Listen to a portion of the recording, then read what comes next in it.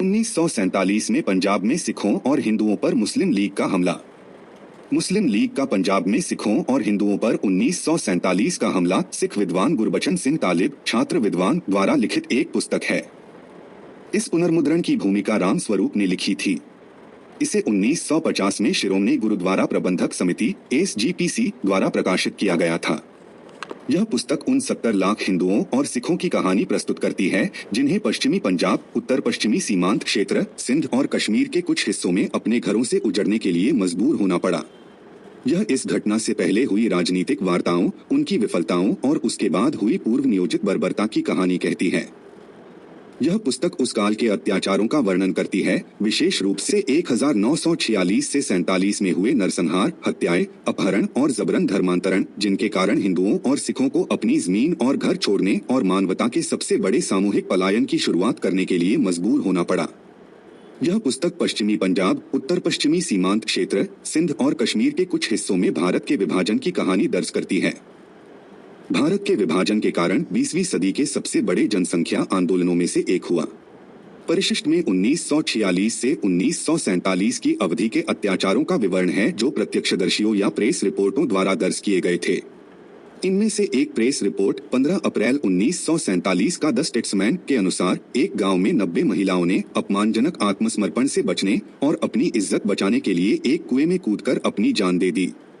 पुस्तक में लाहौर के देहरा साहिब गुरुद्वारे पर हुए हमलों का भी उल्लेख है, जो सिखों के 5वें गुरु श्री गुरु अर्जन देव की शहादत का एक महत्वपूर्ण स्थल है। पुस्तक में दावा किया गया है कि मुस्लिम लीग के कारण सिखों और हिंदुओं पर मुस्लिम हमले सुनियोजित थे और पंजाब के शहरों में अमृतसर सबसे ज्यादा पीड़ित था। प्रस्तावना: इस पुस्तक का उद्देश्य पश्चिमी पंजाब, उत्तर पश्चिमी सीमांत प्रांत, सिंध और लुटेरों के कब्जे वाले कश्मीर में 70 लाख से ज्यादा हिंदुओं और सिखों के अपने घरों से उजड़ने की भयावह और दुखद कहानी को उजागर करना है। इस कहानी की रूपरेखा पूरी दुनिया में प्रसिद्ध है और संयुक्त राष्ट्र में एकत्रित मानवता के अधिकांश प्रतिनिधियों के समक्ष इस पर विमर्श हुआ है। अत्यधिक दबाव में इतिहास में मानवता के इस सबसे बड़े सामूहिक पलायन को शेष भारत से अपेक्षित ध्यान और सक्रिय सहानुभूति मिली है और दुनिया उजड़ चुकी मानवता के इस विशाल हिस्से के अस्तित्व से भली भांति परिचित है। हालांकि जो बात बहुत ज्यादा ज्ञात नहीं है या जिसे पूरी तरह से ध्यान में नहीं रखा गया है, वह यह है कि यह दुखद पलायन एक षड्यंत्र का अंतिम चरमोत्कर्ष था, जिसकी योजना वास्तव में घटित होने से एक दशक से भी अधिक समय पहले से बनाई जा रही थी। भारत में मुस्लिम लीग की एक मुस्लिम राज्य की स्थापना करने की साजिश, जिसमें किसी भी गैर मुस्लिम आबादी को शामिल नहीं किया जाना चाहिए, क्योंकि यह किसी भी हद तक इसके विशुद्ध मुस्लिम चरित्र को कमजोर करने में एक संभावित कारक होगा। इस षड्यंत्र को भारतीय मुस्लिम लीग के इतिहास को याद करके उजागर करने की आवश्यकता है, जिस अवधि में इसकी स्थापना और परिपक्वता हुई, ताकि इस त्रासदी के लिए जिम्मेदारी तय की जा सके जहां यह सही मायने में तय की जानी चाहिए। मुस्लिम लीग के दुष्प्रचार ने 1947 की पंजाब की घटनाओं के लिए सिखों और कुछ हद तक हिंदुओं को दोषी ठहराने की कोशिश की है। पूरी तरह से बेशर्मी से झूठ बोलकर रची गई एक विकृत और खंडित तस्वीर दुनिया के सामने पंजाब से मुसलमानों को खदेड़ने की एक सिख योजना 2 की पेश की गई है और कुछ समय के लिए दुनिया के एक हिस्से ने इस झूठ को निगल लिया और सिखों को एक अप्रिय प्रतिष्ठा मिली। लेकिन धीरे धीरे जनमत का पेंडुलम सही दिशा में घूम गया और अब सिख नाम मुसलमानों के खिलाफ एक योजना के कथित अपराध से काफी हद तक मुक्त हो गया है। यह अब सभी निष्पक्ष लोगों द्वारा एक तथ्य माना जाता है कि पूर्वी पंजाब में मुसलमानों पर सिख और हिंदू हमला भयानक और असहनीय उकसावे के तहत प्रतिशोध था। हालांकि यह सर्वविदित नहीं है कि दिसंबर 1946 से शुरू होकर कई कष्टदायक महीनों की अवधि में मुसलमानों द्वारा सिखों को किस भयावह प्रकृति, किस दीर्घकालिक और किस प्रकार के शैतानी चरित्र का उकसावा दिया गया था। पंजाब की मुस्लिम आबादी ने सिखों को डराने के लिए एक युद्ध छेड़ दिया था और इसके लिए उन्होंने उनके बीच हत्या, आगजनी, लूटपाट और महिलाओं के अपहरण का एक व्यापक अभियान चलाया था। सिखों ने एक समुदाय के रूप में महीनों तक इस युद्ध के अनुभव से गुजरा और इस प्रक्रिया में हजारों नहीं बल्कि लाखों सिखों को सुरक्षा के लिए अपने घर छोड़ने पर मजबूर होना पड़ा। कहानी के इस हिस्से की स्पष्ट जानकारी के बिना स्थिति का एक न्यायसंगत और संतुलित दृष्टिकोण नहीं बनाया जा सकता। इन लेखों में सिखों और हिंदुओं पर हुए अत्याचारों का जो ब्यौरा दिया गया है, वह असल में हुई घटनाओं का पूरा या बहुत बड़ा हिस्सा भी नहीं है। ये पश्चिमी पंजाब और पश्चिमी पाकिस्तान के अन्य इलाकों के कुछ गांवों और कस्बों में घटी घटनाओं का केवल प्रतिनिधि उदाहरण हैं। कल्पना कीजिए कि हजारों हजारों गांवों और सैकड़ों कस्बों में ऐसी घटनाएं घट रही हों, और तब आप उस अनुपात को समझ पाएंगे जो वास्तविकता के कुछ हद तक करीब है, जो कि अंतिम विश्लेषण में अपनी पूरी भयावहता में अकथनीय ही रहेगा। यहाँ इन भयावह घटनाओं के पीड़ितों के बयानों का हवाला दिया गया है, जो अधिकारियों को दी गई शिकायतों, विश्वसनीय प्रेस रिपोर्टों और पूर्वी पंजाब के शरणार्थी शिविरों में उन लोगों द्वारा पूरी निष्ठा से दर्ज और हस्ताक्षरित बयानों से दर्ज किए गए हैं। सिखों ने अपने घर बार, पंजाब की सबसे समृद्ध जमीन, अपने कारखाने और समृद्ध व्यवसाय, अपने पवित्र धर्मस्थल, स्कूल कॉलेज सब कुछ पाकिस्तानी आतंक के दबाव में छोड़ दिया, जिससे निष्पक्ष अनुमानों के अनुसार 40% और ये शायद समुदाय का सबसे उद्यमी वर्ग था, शरणार्थी बन गए। वे अपने घरों से निकले थे, लाचार, उजड़े हुए और अंतहीन पैदल चलने वाले काफिलों में। यह विशाल मानवीय त्रासदी इतनी बड़ी है कि इसे बिना तथ्यों की मदद के कल्पना करना भी मुश्किल है। इस अभिलेख का उद्देश्य सबसे पहले सिख नाम को पुनर्स्थापित करना है, जो पाकिस्तान के नेताओं और प्रेस के झूठे प्रचार के कारण बदनाम हो गया है, और दूसरा उद्देश्य उन लोगों के लिए सामग्री का एक हिस्सा बनना है जो 1947 के इन भयावह महीनों के पंजाब का पूरा इतिहास लिखना चाहते हैं। प्रस्तुत पुस्तक 1947 में जालंधर स्थित लायलपुर खालसा कॉलेज के प्रधानाचार्य सरदार गुरबचन सिंह तालिब द्वारा संकलित और 1950 में शिरोमणि गुरुद्वारा प्रबंधक समिति (SGPC) द्वारा प्रकाशित एक पुरानी पुस्तक का पुनर्मुद्रण है। यह पुस्तक उन 70 लाख हिंदुओं और सिखों की कहानी प्रस्तुत करती है जिन्हें पश्चिमी पंजाब, उत्तर पश्चिमी सीमांत क्षेत्र, सिंध और कश्मीर के कुछ हिस्सों में अपने घरों से उजड़ना पड़ा था। यह पुस्तक इस घटना से पहले हुई राजनीतिक वार्ताओं, उनकी अपरिहार्य विफलताओं और उसके तुरंत बाद हुई बर्बरता की कहानी कहती है। ऐसी पुस्तक के अंत में लेखक ने 100 पृष्ठों का एक परिशिष्ट दिया है, जिसमें उन अत्याचारों के लगभग 50 प्रत्यक्षदर्शी विवरण हैं। इसमें उन लोगों के बयान शामिल हैं जिन्होंने खुद पर हमला होते, अपने घरों को जलते, अपने सगे संबंधियों की हत्या होते, अपनी महिलाओं का अपहरण होते देखा, लेकिन जो खुद बच गए और अपनी आपबीती सुनाई। इस खंड में प्रेस रिपोर्ट और अन्य प्रत्यक्ष विवरण भी शामिल हैं। उदाहरण के लिए 15 अप्रैल 1947 के द स्टेट्समैन में छपी एक रिपोर्ट रावलपिंडी जिले के थोहा खालसा गांव में घटी एक घटना का वर्णन करती है। यह आंसुओं और शर्म की कहानी है, साथ ही महान बलिदान और वीरता की भी। कहानी हमें बताती है कि कैसे 3000 सशस्त्र मुसलमानों ने इस छोटे से गांव की हिंदू सिख आबादी पर हमला किया। हथियारों और संख्या में कम होने के कारण घेरे में आए लोगों को आत्मसमर्पण करना पड़ा, लेकिन उनकी 90 महिलाओं ने अपमानजनक आत्मसमर्पण से बचने और अपनी इज्जत बचाने, बलात्कार से बचने के लिए बीते दिनों की भारतीय महिलाओं की तरह एक कुएं में छलांग लगा दी। रिपोर्ट में आगे कहा गया है कि उनमें से केवल 3 ही बच पाए। कुएं में इतना पानी नहीं था कि सभी डूब सकें। लेखक ने दिसंबर 1946 के मध्य से अगस्त 1947 के अंत तक हुए अत्याचारों की 85 पृष्ठों की एक लंबी सूची भी दी है, जो तारीख दर तारीख और क्षेत्र दर क्षेत्र लिखी गई है, और ये वास्तव में घटित घटनाओं का एक छोटा सा अंश मात्र हैं। लेखक का कहना है कि सही अनुपात तक पहुंचने के लिए इन्हें 100 गुना या उससे भी ज्यादा बार गुना करना होगा। इससे ऐसा प्रतीत होता है कि यह पुस्तक केवल अत्याचार की कहानियों से संबंधित है, भले ही वे सच्ची हों। लेकिन अगर इसमें और कुछ नहीं था, तो जिन घटनाओं का इसमें वर्णन है वे दीर्घकालिक रुचि नहीं रख सकती, और शायद बेहतर यही होगा कि गयों को ला जाए और क्षमा कर दिया जाए। हमें यह भी ध्यान रखना चाहिए कि केवल ये अत्याचार ही पूरी कहानी नहीं बन सकते। इस सारे नरसंहार के बीच भी मानवता और शौर्य के कई उदाहरण अवश्य रहे होंगे, और ऐसे लोग भी रहे होंगे जिन्होंने अपने लिए कुछ जोखिम उठाए बिना पड़ोसियों की मदद की होगी। आइए हम इस अध्याय को न भूलें और मनुष्य में निहित इस सहज अच्छाई के प्रति कृतज्ञ हों, जो मानवता को एक सूत्र में बांधती है और अमानवीयता सिखाने वाली धर्मयुद्धकारी विचारधाराओं से ऊपर उठती है। लेकिन अप्रिय तथ्यों से संबंधित दूसरे अध्याय की उपेक्षा करना उचित नहीं होगा, खासकर यदि उन तथ्यों में बताने के लिए एक गहरी कहानी और प्रकट करने के लिए एक सतत पैटर्न हो, और यदि वे एक व्यापक वैचारिक ढांचे या विचारधारा को प्रकट करते हों। सौभाग्य से लेखक केवल विभत्स घटनाओं का वृत्तांत ही नहीं देता, वह उनके पीछे जाता है और बताता है कि वे क्यों हुई।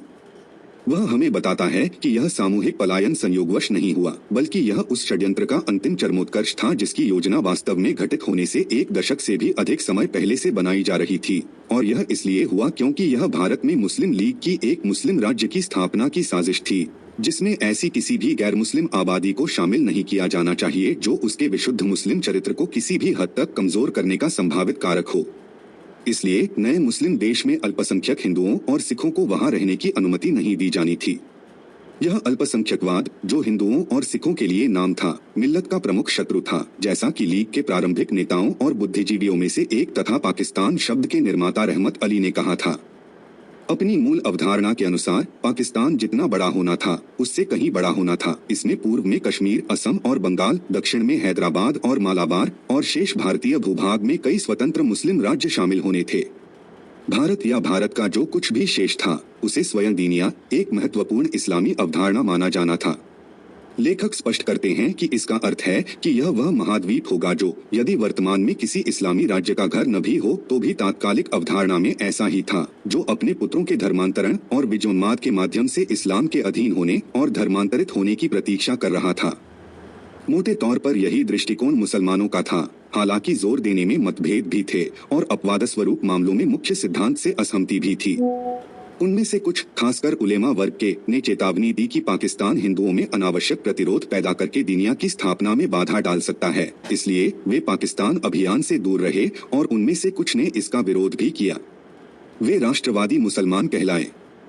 सरदार गुरबचन सिंह तालिब इस व्यापक आयाम का उल्लेख करते हैं और 40 के दशक की घटनाओं को लीग की राजनीति से और स्वयं लीग की राजनीति को दुनिया के माध्यम से व्यापक मुस्लिम राजनीति से जोड़ते हैं।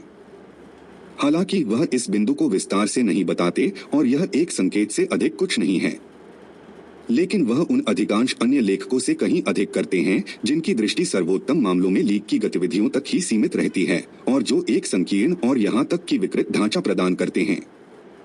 तथ्य यह है कि लीग की राजनीति ने मुस्लिम राजनीति की शुरुआत नहीं की, बल्कि वह स्वयं इस व्यापक मुस्लिम राजनीति का एक हिस्सा थी। यह न तो बाद की शुरुआत थी और न ही इसका अंत, बल्कि इसकी निरंतरता थी। मुस्लिम राजनेता और विद्वान भी इसे इसी तरह देखते हैं। भुट्टो हमें बताते हैं कि पाकिस्तान का प्रारंभिक बिंदु 1000 साल से भी पहले का है, जब मोहम्मद बिन कासिम ने सिंध की धरती पर कदम रखा और उपमहाद्वीप में इस्लाम का आगमन किया। पाकिस्तान के स्कूलों में पढ़ाई जाने वाली एक आम पाठ्य पुस्तक पाकिस्तान का इतिहास, अतीत और वर्तमान, पाकिस्तान की कहानी इस्लाम के आगमन से शुरू करती है और पूर्व इस्लामी सभ्यता को ठीक 9 पृष्ठ देती है, जिसे जाहिलिया के रूप में नकारात्मक रूप से प्रस्तुत किया गया है, जो एक महत्वपूर्ण इस्लामी अवधारणा है और पूरे पूर्व इस्लामी काल का एक नाम है। मुस्लिम विद्वानों के पास मुसलमानों के स्वतंत्रता संग्राम के बारे में भी अपने विचार और संस्करण हैं, जिसे वे मुस्लिम साम्राज्य के बराबर मानते हैं। यह तब शुरू हुआ जब मुसलमानों ने औरंगजेब के बाद अपना साम्राज्य खो दिया और आंशिक रूप से पाकिस्तान की स्थापना के साथ समाप्त हुआ। पाकिस्तान की आधिकारिक पुस्तक भारत पाकिस्तान उपमहाद्वीप में मुसलमानों के स्वतंत्रता संग्राम का इतिहास, जो 1707 में सम्राट औरंगजेब की मृत्यु से लेकर 1947 में पाकिस्तान की स्थापना तक की अवधि को कवर करता है, उनके दृष्टिकोण को प्रकट करती है। मुस्लिम राजनीति बदले में मुस्लिम धर्मशास्त्र पर आधारित है। मुसलमान एक ईश्वर, जिसे कई लोग अपना ईश्वर कहते हैं, में विश्वास करते हैं, लेकिन वे मनुष्यों को 2 खेमों में विभाजित मानते हैं, एक ईश्वर में विश्वास करने वाले और मुशरिकुन या काफिर अविश्वासी, एक ईश्वर में विश्वास करने वाले और मोहम्मद सल्लल्लाहु अलैहि वसल्लम को ईश्वर का अंतिम पैगंबर मानने वाले। इस्लाम, कम से कम इसके कुछ सबसे धर्मनिष्ठ और विद्वान पुरुषों के अनुसार, जिहाद, जिसे अक्सर अविश्वासियों के विरुद्ध एक पवित्र आक्रामक युद्ध के रूप में परिभाषित किया गया है, की शिक्षा देता है। परिभाषाएं स्पष्ट करना। नास्तिक लैटिन शब्द इनफिडेलिस से विश्वासघाती या अघाती। एक गैर ईसाई, विशेषकर एक सारासे।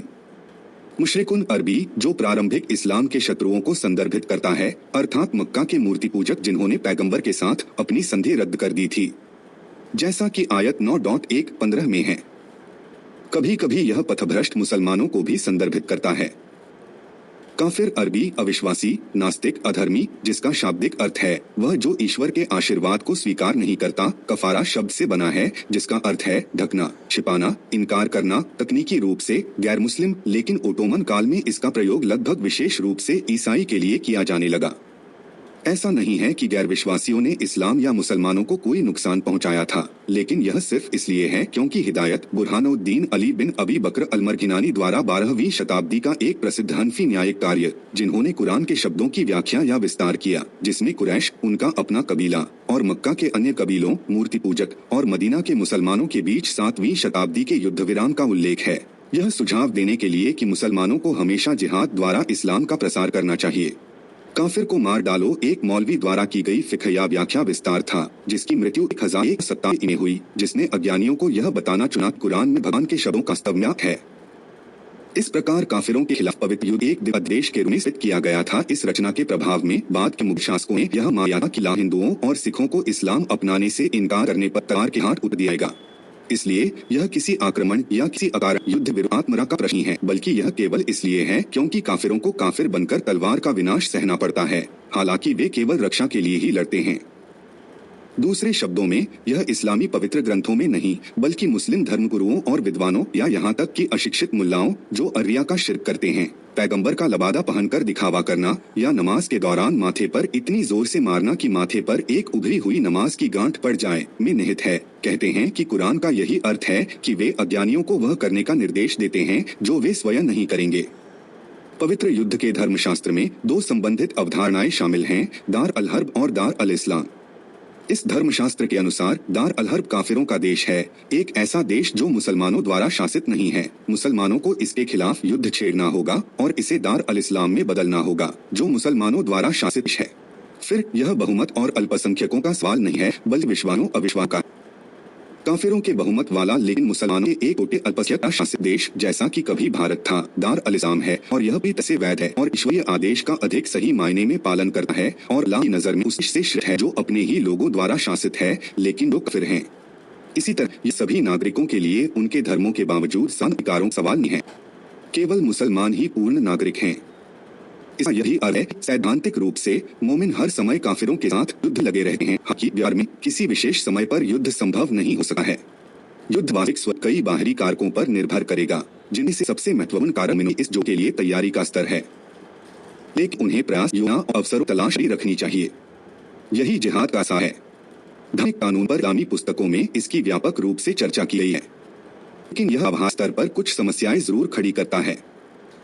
उदाहरण के लिए, जब यूरोप का शासन था और पूरा मुस्लिम जगत घुटनों पर था और मुसलमान प्रभावी युद्ध लड़ने की स्थिति में नहीं थे, तो वे क्या करते? तब जिहाद की अवधारणा को कमजोर करना पड़ा और भारत में एक और अवधारणा दारुल मन जोड़ी गई। इस अवधारणा के अनुसार मुसलमानों को अजान देने, जिस पर महाराजा रणजीत सिंह ने प्रतिबंध लगा दिया था, नमाज पढ़ने और रोजा रखने की आजादी होना ही काफी था। ऐसी दुनिया में जहां राष्ट्रवाद एक नया मान्यता प्राप्त मूल्य बन गया है और एक नागरिक अपने देश के कानूनों से शासित होता है और अपनी पहली निष्ठा अपने देश के प्रति रखता है, अन्य जटिल समस्याएं भी हैं। लेकिन इस्लाम मूलतः अखिल इस्लामी है और अखिल इस्लामवाद को क्षेत्रीय राष्ट्रवाद और सार्वभौमिक मानवतावाद दोनों की मांगों पर भारी पड़ना चाहिए। इस अर्थ में अतिरिक्त क्षेत्रवाद और धार्मिक बहिष्कारवाद भी इस्लाम का मूल है। यदि प्रतिस्पर्धी पक्ष मुस्लिम हैं, तो राष्ट्रवाद का अभी भी एक अर्थ हो सकता है, लेकिन जब दो प्रतिस्पर्धी पक्षों में से एक मुसलमान हो और दूसरा काफिर, तो दोनों देशों के मुसलमानों के लिए कोई दुविधा नहीं है और उनका कर्तव्य स्पष्ट है। दारुल हर्ब में रहने वाले मुसलमानों को अपनी सरकार के खिलाफ जिहाद का समर्थन करना चाहिए। 40 के दशक की हिंसा और विभाजन, यही वह वैचारिक ढांचा है जिससे 1940 के दशक की घटनाएं उत्पन्न हुई। जो लोग इस ढांचे को जानते हैं, उनके लिए मुस्लिम इतिहास का वह अध्याय जिसकी इस पुस्तक में चर्चा की गई है नया नहीं है। उनके लिए यह एक पुराना अध्याय है और वह भी जो अभी तक समाप्त नहीं हुआ है, यहाँ तक कि उसका नरसंहार और पलायन भी नहीं। हिंदू सदियों से इन ताकतों के अधीन रहे हैं और ये ताकतें आज भी बेरोक-टोक अपना काम कर रही हैं। उदाहरण के लिए पश्चिमी पाकिस्तान से पलायन, जो इस पुस्तक का विषय है, को ही लीजिए। हिंदुओं ने अतीत में ऐसे कई पलायन देखे हैं। बार बार हुए मुस्लिम आक्रमणों ने बार बार हिंदुओं के पलायन को जन्म दिया। महमूद गजनवी 997 से 1030 के अद्भुत कारनामों का जिक्र करते हुए अल-बरूनी हमें बताते हैं कि कैसे हिंदू धूल के कणों की तरह चारों दिशाओं में बिखर गए। अरब सागर और फारस की खाड़ी के तट पर और उत्तर पश्चिम तथा मध्य एशिया से गुजरने वाले पुराने व्यापार मार्गों पर भी समृद्ध हिंदू बस्तियां थीं। ये सभी निवासी शरणार्थी बन गए। आज भी बांग्लादेश और कश्मीर घाटी से व्यापक घुसपैठ के अलावा पलायन जारी है। 1947 के पलायन की एकमात्र खास बात यह थी कि इसमें सिखों का हाथ होने के कारण यह एक तरफा नहीं था। इस व्यापक परिप्रेक्ष्य में पाकिस्तान अपने आप में कोई नई घटना नहीं है, न ही इसकी कहानी इसके निर्माण के साथ समाप्त होती है। दूसरी ओर पुरानी राजनीति भारत के लिए अधिक प्रतिकूल परिस्थितियों में जारी है। पाकिस्तान इस्लामी कट्टरवाद का एक महत्वपूर्ण केंद्र बिंदु बनकर उभर रहा है और अपनी नई भूमिका के अनुरूप मध्य पूर्व में नए गठबंधन तलाश रहा है। मुस्लिम कट्टरवाद दीर्घकाल में पश्चिम और पूर्व दोनों के लिए एक खतरा है, लेकिन अभी तक इसका पूरी तरह से एहसास नहीं हुआ है। इस बीच पाकिस्तान अपने नेतृत्व की नई स्थिति का इस्तेमाल भारत के खिलाफ कर रहा है। परमाणु ब्लैकमेल की धमकी देते हुए वह किसी भी ऐसे देश या समूह का सहयोगी बनने के लिए तैयार है जिसका भारत से कोई झगड़ा या शिकायत हो। भारत में ही पाकिस्तान को व्यापक समर्थन प्राप्त है, न केवल उन मुसलमानों के बीच जिनके मन में हमेशा से उसके प्रति नरम रुख रहा है और जिनकी वास्तव में इसके निर्माण में महत्वपूर्ण भूमिका है कि बुद्धिजीवियों, देश के वामपंथी और धर्मनिरपेक्ष अभिमत वर्ग भी तो इसके और राजनीति को नियंत्रित करते हैं। इसके उद्देश्य जटिल हैं, पर हम चर्चा नहीं कर सकते। लेकिन इस बीच भारत विध्वंस और आक्रमण के युद्ध का शिकार हो रहा है, एक ऐसा युद्ध जो गर्म और ठंडा, सक्रिय और निष्क्रिय है। पाकिस्तान कई गुरिल्ला और उग्रवादी ताकतों का भड़काने वाला और आपूर्तिकर्ता, प्रशिक्षक, शस्त्रागार और सुरक्षित पिछवाड़ा बन गया है। लेकिन हिंदू भारत भ्रमित और यहाँ तक कि उदासीन बना हुआ है। यह इतिहास का एक कमजोर छात्र रहा है, इसलिए इसने अपने सबक भी गवा दिए हैं। यह उन ताकतों, खासकर वैचारिक ताकतों को ठीक से समझने में नाकाम रहा है जो इसे नीचे रखने के लिए काम करती रही हैं और अब भी कर रही हैं। दरअसल यह उन्हें स्वीकार भी नहीं करता। यह अभी भी अपनी पुरानी धारणा पर अड़ा हुआ है कि लीग की राजनीति एक जिन्ना के षड्यंत्रकारी दिमाग से निकली थी जिसे अंग्रेजों ने मदद और बढ़ावा दिया था और मुसलमानों और इस्लाम का इससे कोई लेना देना नहीं था, बल्कि वे इस राजनीति के अनिच्छुक शिकार थे और एक हठी हिंदू समुदाय ने उन्हें इसमें धकेल दिया था। हम इन सब पर आंशिक रूप से इसलिए विश्वास करते हैं क्योंकि इसमें कुछ भी करना, कुछ भी पूर्वानुमान लगाना, कुछ भी योजना बनाना शामिल नहीं है और हम दिन प्रतिदिन जीते रह सकते हैं। एक अधिक यथार्थवादी और विश्वसनीय मूल्यांकन हम पर एक अलग प्रकार और दायरे के कर्तव्य थोपेगा, ऐसे कर्तव्य जिनसे हम इसलिए बचते हैं। हमने बिना सोचे समझे जीना सीख लिया है और हम एक सिकुड़ते भारत के विचार के आदी हो गए हैं। अब हम अफगानिस्तान के बिना, उत्तर पश्चिम सीमांत प्रांत के बिना, पंजाब और सिंध के बिना, पूर्वी बंगाल के बिना भारत की कल्पना कर सकते हैं और भविष्य में हम कश्मीर और अन्य हिस्सों के बिना भी ऐसा ही कर सकते हैं। अनावश्यक जिम्मेदारियां क्यों लें? यह शायद बीमारी कहीं ज्यादा गहरी है।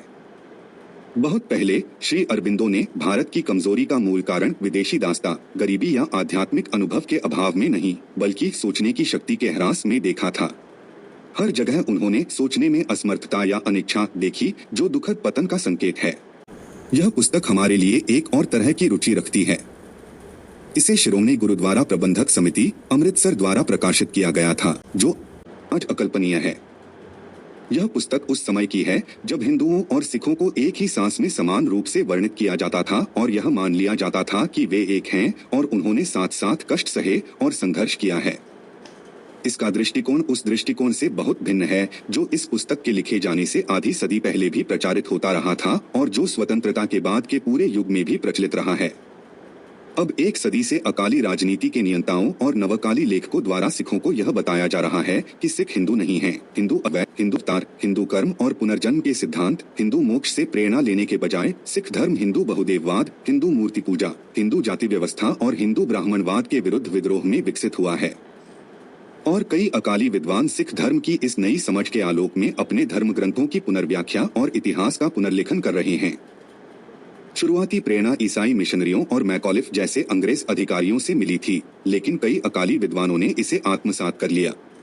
जहां नाभा के काहन सिंह ने पिछली सदी के अंत में कहा था कि सिख हिंदू नहीं हैं, वहीं कुछ नवकाली लेखक अब यह कहने में गर्व महसूस करते हैं कि वे किसी न किसी तरह के मुसलमान हैं।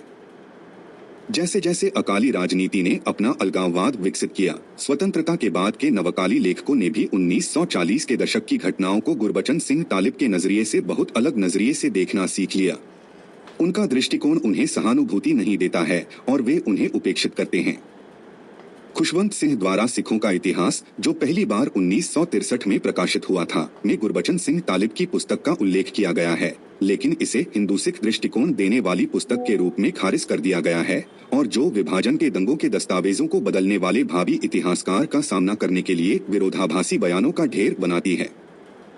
वह इन तथ्यों का अलग तरीके से मूल्यांकन भी करते हैं। गुरबचन सिंह तालिब को दुख और गुस्सा है कि मुसलमानों ने सिखों के साथ बुरा व्यवहार किया। खुशवंत सिंह मुस्लिम पक्ष के प्रति ज्यादा समझदारी दिखाते हैं और बताते हैं कि उन्हें ऐसा क्यों करना पड़ा, क्योंकि सिख एक ऐसे संघर्ष में पक्ष ले रहे थे जो मूलतः एक हिंदू मुस्लिम संघर्ष था। वे बताते हैं, हिंदू मुस्लिम संघर्ष में सिखों की स्थिति अजीब थी। वे एक तटस्थ पंथ को मानते थे, लेकिन हिंदू सामाजिक व्यवस्था का हिस्सा थे। वे पंजाब के किसानों का सबसे समृद्ध वर्ग थे और एक सैन्य परंपरा में पले बढ़े होने के कारण अपनी संख्या पंजाब में 13% से कहीं ज्यादा उत्साही थे। सिख अक्सर शांति रक्षक की भूमिका निभाने की कोशिश करते थे, लेकिन चूंकि उनकी सहानुभूति स्पष्ट रूप से हिंदू थी, इसलिए जैसे जैसे दंगे बढ़ते गए, मुसलमानों ने उन्हें एक आक्रामक मुस्लिम विरोधी तत्व के रूप में देखना शुरू कर दिया। बहरहाल मुसलमानों को लगा कि अगर पाकिस्तान को उनके लोगों के लिए समृद्धि लानी है तो पंजाब की सबसे अच्छी गेहूं की जमीनों के मालिक सिखों को बेदखल करना होगा। एक अन्य प्रख्यात अकाली इतिहासकार डॉक्टर गोपाल सिंह भी इस विषय पर कुछ अलग नहीं कहते। वे गुरबचन सिंह तालिब की पुस्तक का जिक्र तो नहीं करते, लेकिन अपनी 860 पृष्ठों की पुस्तक सिख लोगों का इतिहास में इसके विषय वस्तु पर आधा पृष्ठ जरूर देते हैं। लेकिन खुशवंत सिंह के विपरीत वे अकालियों का बचाव करते हैं, जिन पर कभी कभी उन दिनों के दंगों में अपनी ज्यादतियों का आरोप लगाया जाता है। उनका मानना है कि उनकी कार्रवाई पूरी तरह से प्रतिशोधात्मक थी और कहते हैं, गैर मुस्लिम जीवन के प्रति इस पूर्ण तिरस्कार ने पूर्वी पंजाब और सिख राज्यों के लोगों को भड़काने में कोई कसर नहीं छोड़ी और अगस्त की शुरुआत से ही हर जगह पूरी तरह से प्रतिशोध शुरू हो गया। मुस्लिम लीगियों को उन्हीं के शब्दों में जवाब देने में कोई कसर नहीं छोड़ी गई। खून का बदला खून, लूट का बदला लूट। हालांकि अपहरण, धर्मांतरण और बलात्कार दुर्लभ घटनाएं थीं। फिर पश्चिमी पंजाब से पलायन का वर्णन करते हुए वे आगे कहते हैं, पंजाब के सिखों ने देश की आजादी और अपनी बर्बादी के लिए पूरी कीमत चुकाई थी, बल्कि उससे भी ज्यादा। वह हमें यह नहीं बताते कि इस बर्बादी से बचने के लिए क्या किया जा सकता था और इसे भारतीय स्वतंत्रता की वह कीमत कैसे कहा जा सकता है जिससे आधिकारिक अकाली नेतृत्व ने जानबूझकर दूरी बनाए रखी थी।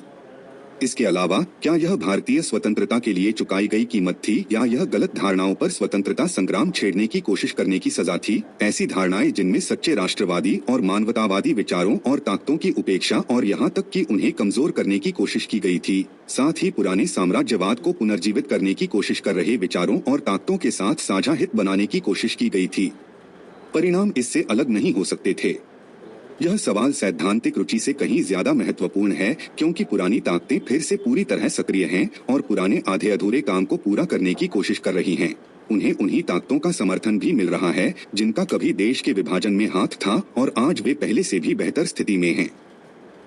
लेकिन इस विषयांतर को छोड़कर डॉक्टर गोपाल सिंह की बात पर लौटते हुए हम पाते हैं कि भले ही वे लीग द्वारा संचालित दंगों के आलोचक हों, लेकिन व्यापक मुस्लिम राजनीति से उनकी पूरी सहानुभूति है। उनका कहना है कि मुसलमानों की शिकायतें वास्तविक थीं, उनकी मामूली मांगों की गलत व्याख्या की गई और उन्हें समय पर पूरा नहीं किया गया। वे खिलाफत आंदोलन से भी सहानुभूति रखते हैं और उन लोगों को दोषी ठहराते हैं जिन्होंने इसे मुस्लिम नजरिए से नहीं देखा।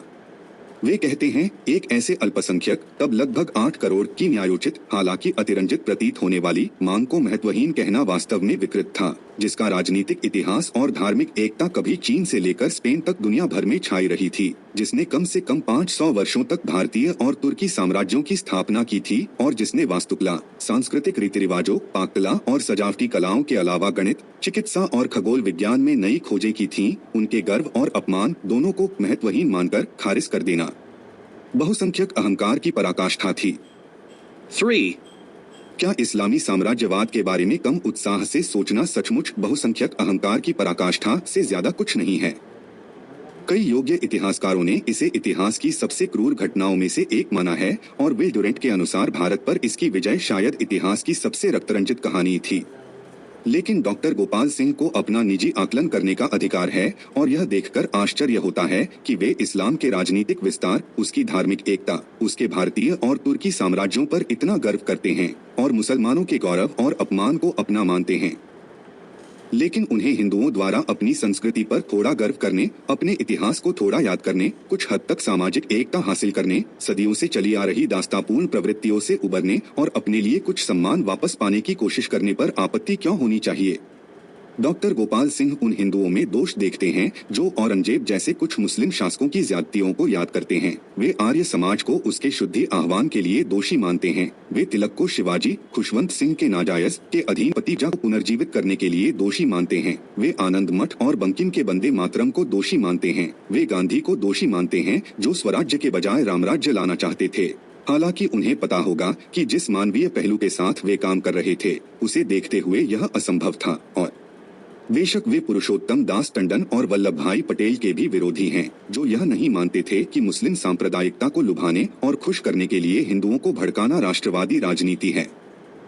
संक्षेप में, डॉक्टर गोपाल सिंह आम हिंदुओं में इस बात को दोष देते हैं कि उन्हें अपने ऊपर मुस्लिम शासन और उसके अधीन गैर नागरिक या जिम्मी होने की अपनी स्थिति पर गर्व नहीं है, और वे उन लोगों की स्मृति का अपमान नहीं करते जिन्होंने विदेशी अत्याचार के खिलाफ लड़ाई लड़ी, बल्कि उन्हें एक प्रकार का नायक मानते हैं। हालांकि डॉक्टर गोपाल सिंह मुस्लिम इतिहास के इतने करीब महसूस करते हैं, लेकिन इसका यह मतलब नहीं है कि वे लीग की राजनीति और उसके राजनेताओं से सभी मुद्दों पर सहमत हैं। उनकी राजनीति में उन्हें सबसे गंभीर आपत्ति यह लगती है कि उन्होंने अल्पसंख्यक प्रांतों में उस पैमाने पर महत्व की मांग की जिसका सिखों के मामले में उपहास किया जाना चाहिए। एक और गंभीर आपत्ति यह है कि मुसलमानों को अपने सर्वोत्तम हित का एहसास नहीं था और वे यह नहीं जानते थे कि अलग होने की बजाय भारत में रहना उनके लिए बेहतर होता। उनका तर्क है, उन्हें 1946 तक केंद्रीय सरकार में 40% सीटें दी गईं, जो सवर्ण हिंदुओं के बराबर थीं, और सरकार में अन्य अल्पसंख्यकों की मदद से और सेना में उनकी अपनी और सिख ताकत लगभग 60% के साथ वे इतनी प्रतिष्ठा का, यदि प्रभुत्व का नहीं भी तो पद हासिल कर सकते थे। ऐतिहासिक गतिशीलता, विश्व के सर्वाधिक विनाशकारी और आक्रामक साम्राज्यवाद के लिए उनका नाम, और इस्लाम के समतावाद, जो एक सर्वाधिक परिष्कृत दास प्रथा के साथ संगत था और जिसने मानवता को विश्वासियों और अविश्वासियों में विभाजित कर दिया, के साथ ऐसा क्या है जो उन्होंने विशेष रूप से एक धर्मनिरपेक्ष राज्य में प्राप्त नहीं किया होगा, जिसमें अधिकांशतः सर्वसमावेशी हिंदू रहते थे और उनके नेता कुल मिलाकर धर्मनिरपेक्षता और लोकतंत्र के प्रति गहराई से समर्पित थे। डॉक्टर गोपाल सिंह को शायद एहसास नहीं है कि वे क्या कह रहे हैं, या शायद उन्हें इसकी परवाह ही नहीं है। ऐसा लगता है कि वे कह रहे हैं कि हिंदुओं का कोई महत्व नहीं है और अल्पसंख्यकों के गठबंधन के जरिए उन्हें पूरी तरह अप्रासंगिक बनाया जा सकता है।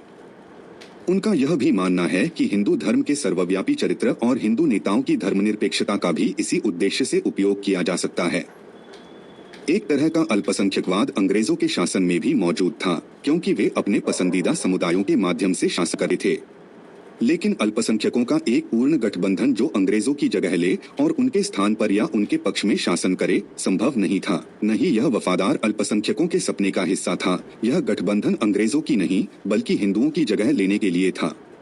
हालात बदल गए हैं और अल्पसंख्यक गठबंधन का विचार अब काफी आकर्षक है। नवलीगवादी सत्ता के लिए अपने वर्तमान प्रयास में इसे बहुत महते हैं और शहाबुद्दीन एंड कंपनी काफी समय से इस वकालत रही है। मुस्लिम कट्टरवाद, छद्म धर्मनिरपेक्षता, आतंकवाद और मार्क्सवाद के बीच एक वैचारिक दूरी काफी समय से मौजूद है। अब यह एक ठोस राजनीतिक आकार ले रही है। ब्रिटिश शासन के दौरान जहां लीग अपनी मुस्लिम राजनीति को पूरी ताकत से आगे बढ़ा रही थी, वहीं कांग्रेस पर हिंदू संगठन होने का आरोप लगाकर उसे अपने पाले में रखती थी। कांग्रेस को अपनी छवि से समझौता महसूस हुआ और उसने किसी भी हिंदू संबंध से इनकार करके अपनी राष्ट्रवादी साख साबित करने की कोशिश की। इसके कुछ दिग्गजों ने तो और भी आगे बढ़कर भारत के इतिहास को गलत साबित कर दिया और भारत और हिंदू धर्म के बारे में मुस्लिम दृष्टिकोण को स्वीकार कर लिया। हालांकि इन सब बातों से न तो कांग्रेस को और न ही स्वतंत्रता आंदोलन को कोई फायदा हुआ, बल्कि इसने कांग्रेस को विकृत कर दिया, स्वतंत्रता की अवधारणा को कमजोर कर दिया और उसके आध्यात्मिक आधार को छीन लिया। अपनी उपयोगिता सिद्ध करने के बाद तानों और आरोपों की राजनीति बेरोक-टोक जारी है। इससे लाभ उठाने वालों को बस सांप्रदायिक का विशेषण लगाना होता है और चारों ओर दहशत फैल जाती है और आरोपी अपनी धर्मनिरपेक्षता स्थापित करने के लिए केवल एक ही रास्ता अपनाते हैं, हिंदू धर्म की निंदा करके। इस सबका परिणाम प्रतिस्पर्धी अल्पसंख्यकवाद, चुनिंदा सांप्रदायिकता, मुसलमानों को पछाड़ने की राजनीति और हिंदुओं को बदनाम करने की राजनीति है। लेकिन यह राजनीति पहले ही बदनाम हो रही है और विपरीत परिणाम दे रही है। यह हिंदुओं को जगा रही है और उन्हें एहसास दिला रही है कि सब कुछ सड़ा हुआ है और अब उन्हें खुद ही स्थिति संभालनी चाहिए।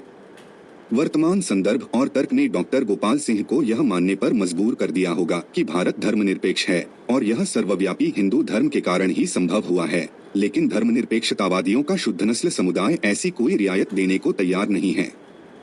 उनका मानना है कि भारत की धर्मनिरपेक्षता बनावटी है और हिंदू धर्म इसे नकारता है। खुशवंत सिंह का मानना है कि भारत की धर्मनिरपेक्षता के प्रति आधिकारिक प्रतिबद्धता पहले ही संविधान के एक अर्थहीन खंड में सिमट कर रह गई है, जो कि संस्कृत और हिंदी पर जोर, आर्य शास्त्रीय ग्रंथों का अध्ययन, संविधान में एक निर्देशक अनुच्छेद के रूप में गोरक्षा को शामिल करना, गोरक्षा समितियों की संख्या में वृद्धि, भारतीय जनसंघ और उग्रवादी RSS जैसे हिंदू राजनीतिक समूहों का विकास से सिद्ध होता है। और फिर सामान्य रूप से सभी अल्पसंख्यकों और विशेष रूप से सिखों के लिए बोलते हुए वे कहते हैं कि स्वतंत्र भारत में सिखों की बेचैनी का मुख्य कारण हिंदू धर्म का पुनरुत्थान था, जिसने अल्पसंख्यकों को निगलने की धमकी दी थी, और यह कि हिंदू, जो जनसंख्या का 80% हिस्सा हैं, समय के साथ हिंदू धर्म को भारत का राज्य धर्म बना देंगे। 6. ये शिकायतें वाकई बहुत व्यापक हैं और हिंदू धर्म से भी मेल खाती हैं। हिंदू से जुड़ी हर चीज, उसकी भाषा, इतिहास, धर्म, शास्त्रीय रचनाएं हमारे धर्मनिरपेक्षतावादियों को दुखी करती है। अगर वे इंग्लैंड में रहते तो वे शेक्सपियर और मिल्टन, अंग्रेजी भाषा, इंग्लैंड के चर्च और अंग्रेजों के बहुसंख्यक होने पर आपत्ति जताते। हिंदू इन धर्मनिरपेक्षतावादियों को कभी संतुष्ट नहीं कर सकते और उन्हें ऐसा करने की कोशिश भी नहीं करनी चाहिए। उन्हें अपने विवेक और अधिकार की भावना का पालन करना चाहिए।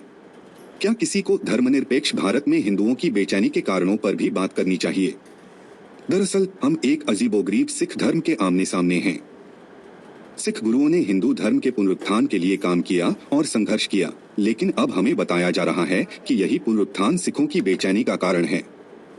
गुरु गोविंद सिंह ने संस्कृत सीखने और आदि ग्रंथ को समझने के लिए महाकाव्यों, पुराणों और अन्य शास्त्रीय ग्रंथों का अध्ययन करने के लिए सिख ज्ञानियों को वाराणसी भेजना शुरू किया, लेकिन नवकाली विचारकों को संस्कृत और ये शास्त्रीय ग्रंथ आपत्तिजनक लगते हैं।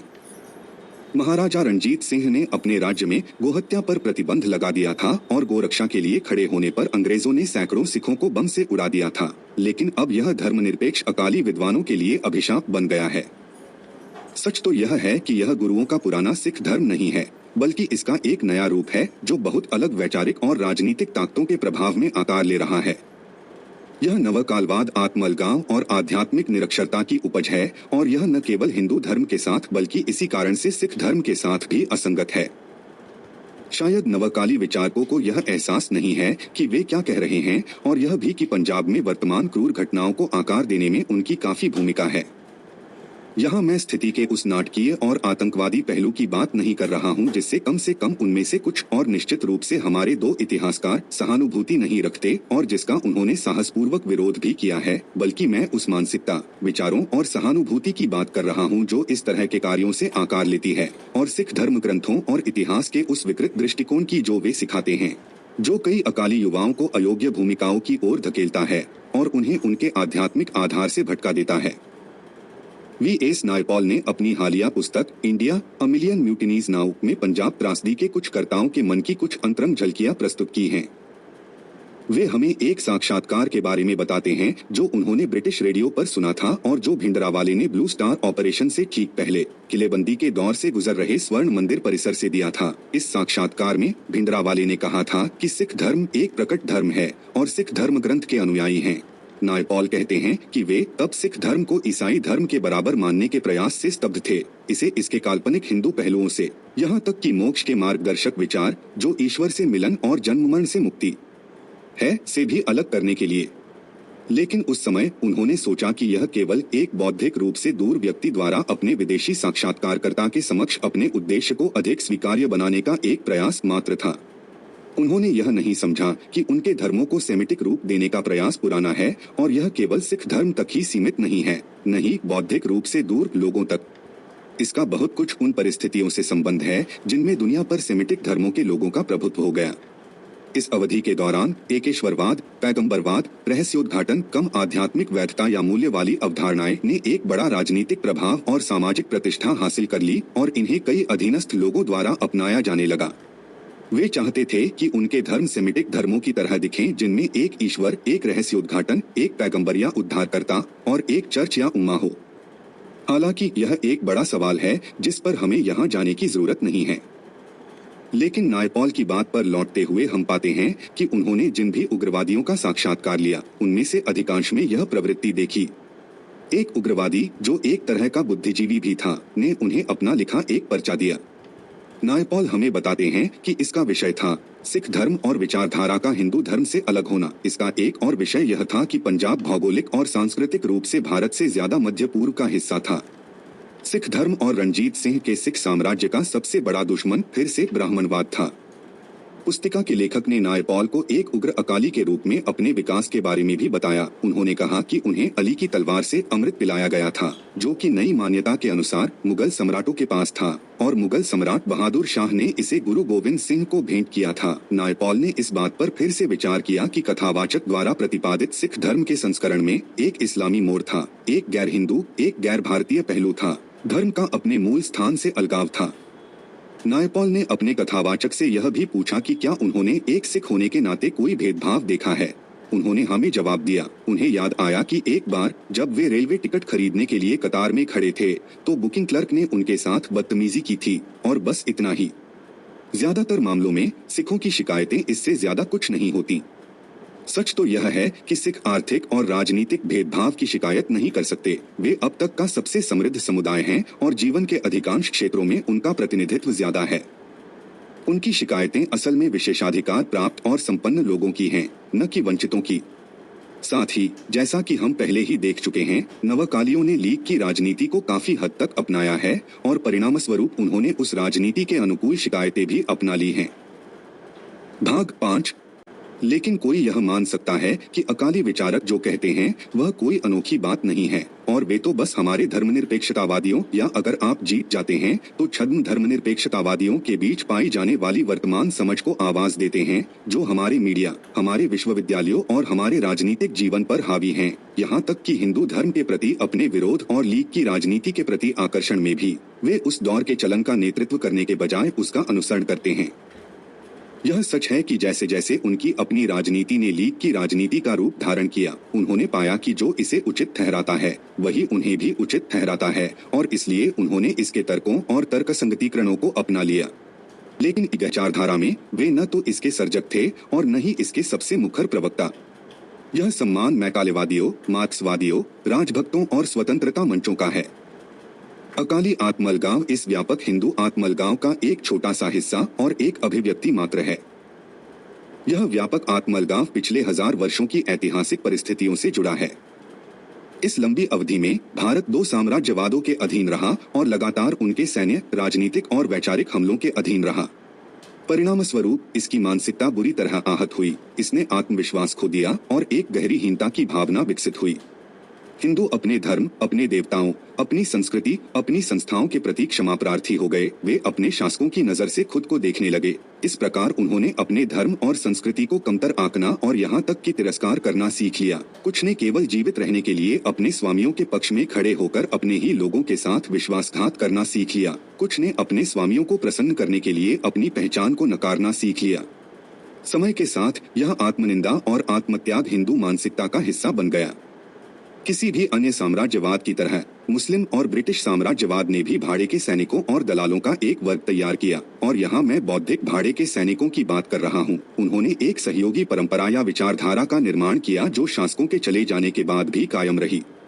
उदाहरण के लिए मार्क्सवादी इतिहासकार हिंदू मुंशियों की उस विचारधारा से ताल्लुक रखते हैं जिन्हें मुगल राजाओं ने अपने शासन और धर्म की प्रशंसा के लिए नियुक्त किया था, और जिन्होंने अपने संरक्षकों की चापलूसी करने के लिए चापलूसी भरे लेखन किए, और जिनके लेखन में अपने ही पराधीन भाइयों की भावनाओं, आशंकाओं, आशाओं और आकांक्षाओं का दूर दूर तक कोई प्रतिबिंबन नहीं था। आत्महीनता की यह प्रवृत्ति केवल भारत तक ही सीमित नहीं थी, बल्कि व्यापक रूप से फैली हुई थी। जब पश्चिम का प्रभुत्व बढ़ा तो रूस और चीन सहित कई प्राचीन लोग संस्कृतियां और देशहीनता की गहरी भावना से भर गए। इस हीनता ने ऐसे लोगों का एक वर्ग तैयार किया जो अपने अतीत पर शर्मिंदा थे और पश्चिम जैसा बनना चाहते थे। समय के साथ जब उन्होंने अपने देशों में सत्ता हासिल की तो वे अपने लोगों के सबसे बड़े दुश्मन और अपनी संस्कृतियों के सबसे बड़े उत्पीड़क साबित हुए। चीन में कम्युनिस्टों ने अपने प्राचीन आचार विचार, जिन्हें कभी गौरवशाली मानवीय उपलब्धियां माना जाता था, पर युद्ध की घोषणा कर दी। उन्होंने 5 लाख बौद्ध मंदिरों को नष्ट कर दिया।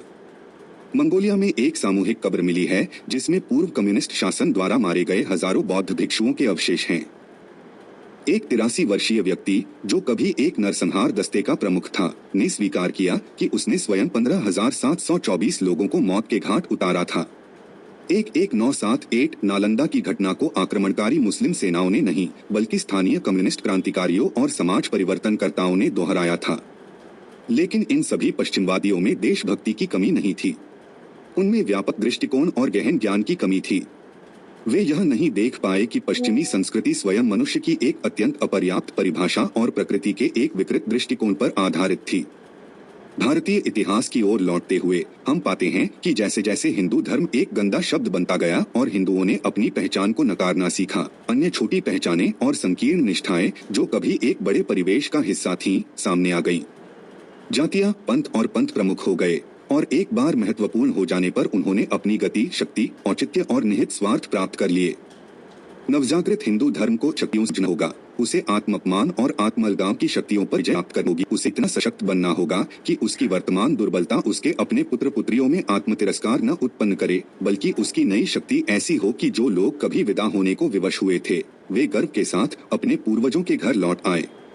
उसे यह भी समझना होगा कि वह केवल अन्य समुदायों से प्रतिस्पर्धा करने वाला एक समुदाय नहीं है, बल्कि एक राष्ट्र और एक सभ्यता है जिसकी विश्व में महान भूमिका है। उसे इस व्यापक आत्म परिभाषा पर कार्य करना होगा और इस व्यापक आत्म पहचान को स्थापित करना होगा। इससे कम परिभाषा से काम नहीं चलेगा, लेकिन यह काम आसान नहीं है। पुरानी साम्राज्यवादी ताकतें सक्रिय हैं और वे उन पुराने सहयोगियों को लामबंद कर रही हैं जिन्होंने देश के विभाजन के लिए काम किया था। उनके साथ नए निहित स्वार्थी तत्व भी जुड़ गए हैं जो देश के विघटन को उतना ही उपयोगी या अपने दिल के करीब मानते हैं। वे अपने नियंत्रण वाले मीडिया के जरिए रोजाना आपको बताते हैं कि भारत एक नहीं है, यह सिर्फ एक भौगोलिक अभिव्यक्ति है या सिर्फ एक प्रशासनिक इकाई है। वे आपको बताते हैं कि भारत भले ही एक अमूर्त कल्पना है, लेकिन इसकी वास्तविकता जातीय अल्पसंख्यक हैं जिनका अपनी राष्ट्रीय मातृभूमि पर अधिकार है। और जैसे ही वे AK-47 राइफलों और कलाशनिकोव की मदद से अपने अधिकार को आगे बढ़ाते हैं, उन्हें पता चलता है कि दिल्ली में उनके शक्तिशाली दोस्त और रक्षक हैं और प्रेस में उनके पंथ के शक्तिशाली विचारक हैं।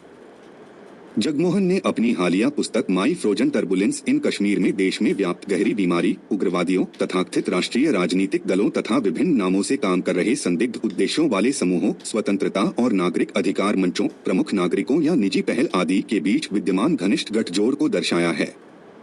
उनका खेल स्पष्ट है, उनका उद्देश्य राष्ट्र की सलाह को भ्रमित करना, उसकी इच्छा शक्ति को कमजोर करना, एक नरम समाज का निर्माण करना है ताकि उसके हिस्सों को एक एक करके उठाया जा सके।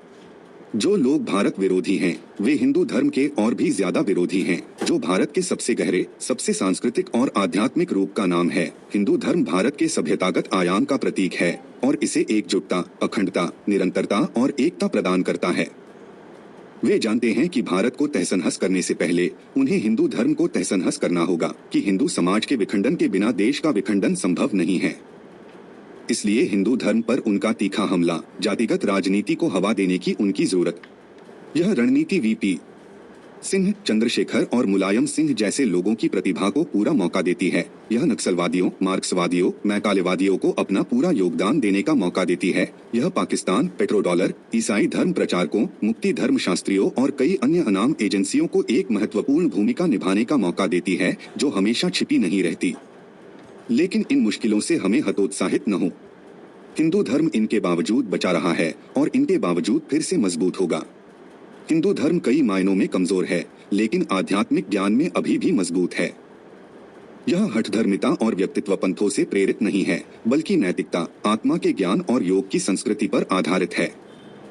इसलिए इसका आध्यात्मिक संदेश अप्रतिरोध्य है, जो इस तथ्य से सिद्ध होता है कि हालांकि इसने कोई मिशनरी नहीं भेजा, फिर भी इसने दुनिया के कुछ सर्वश्रेष्ठ मस्तिष्कों को आकर्षित किया है।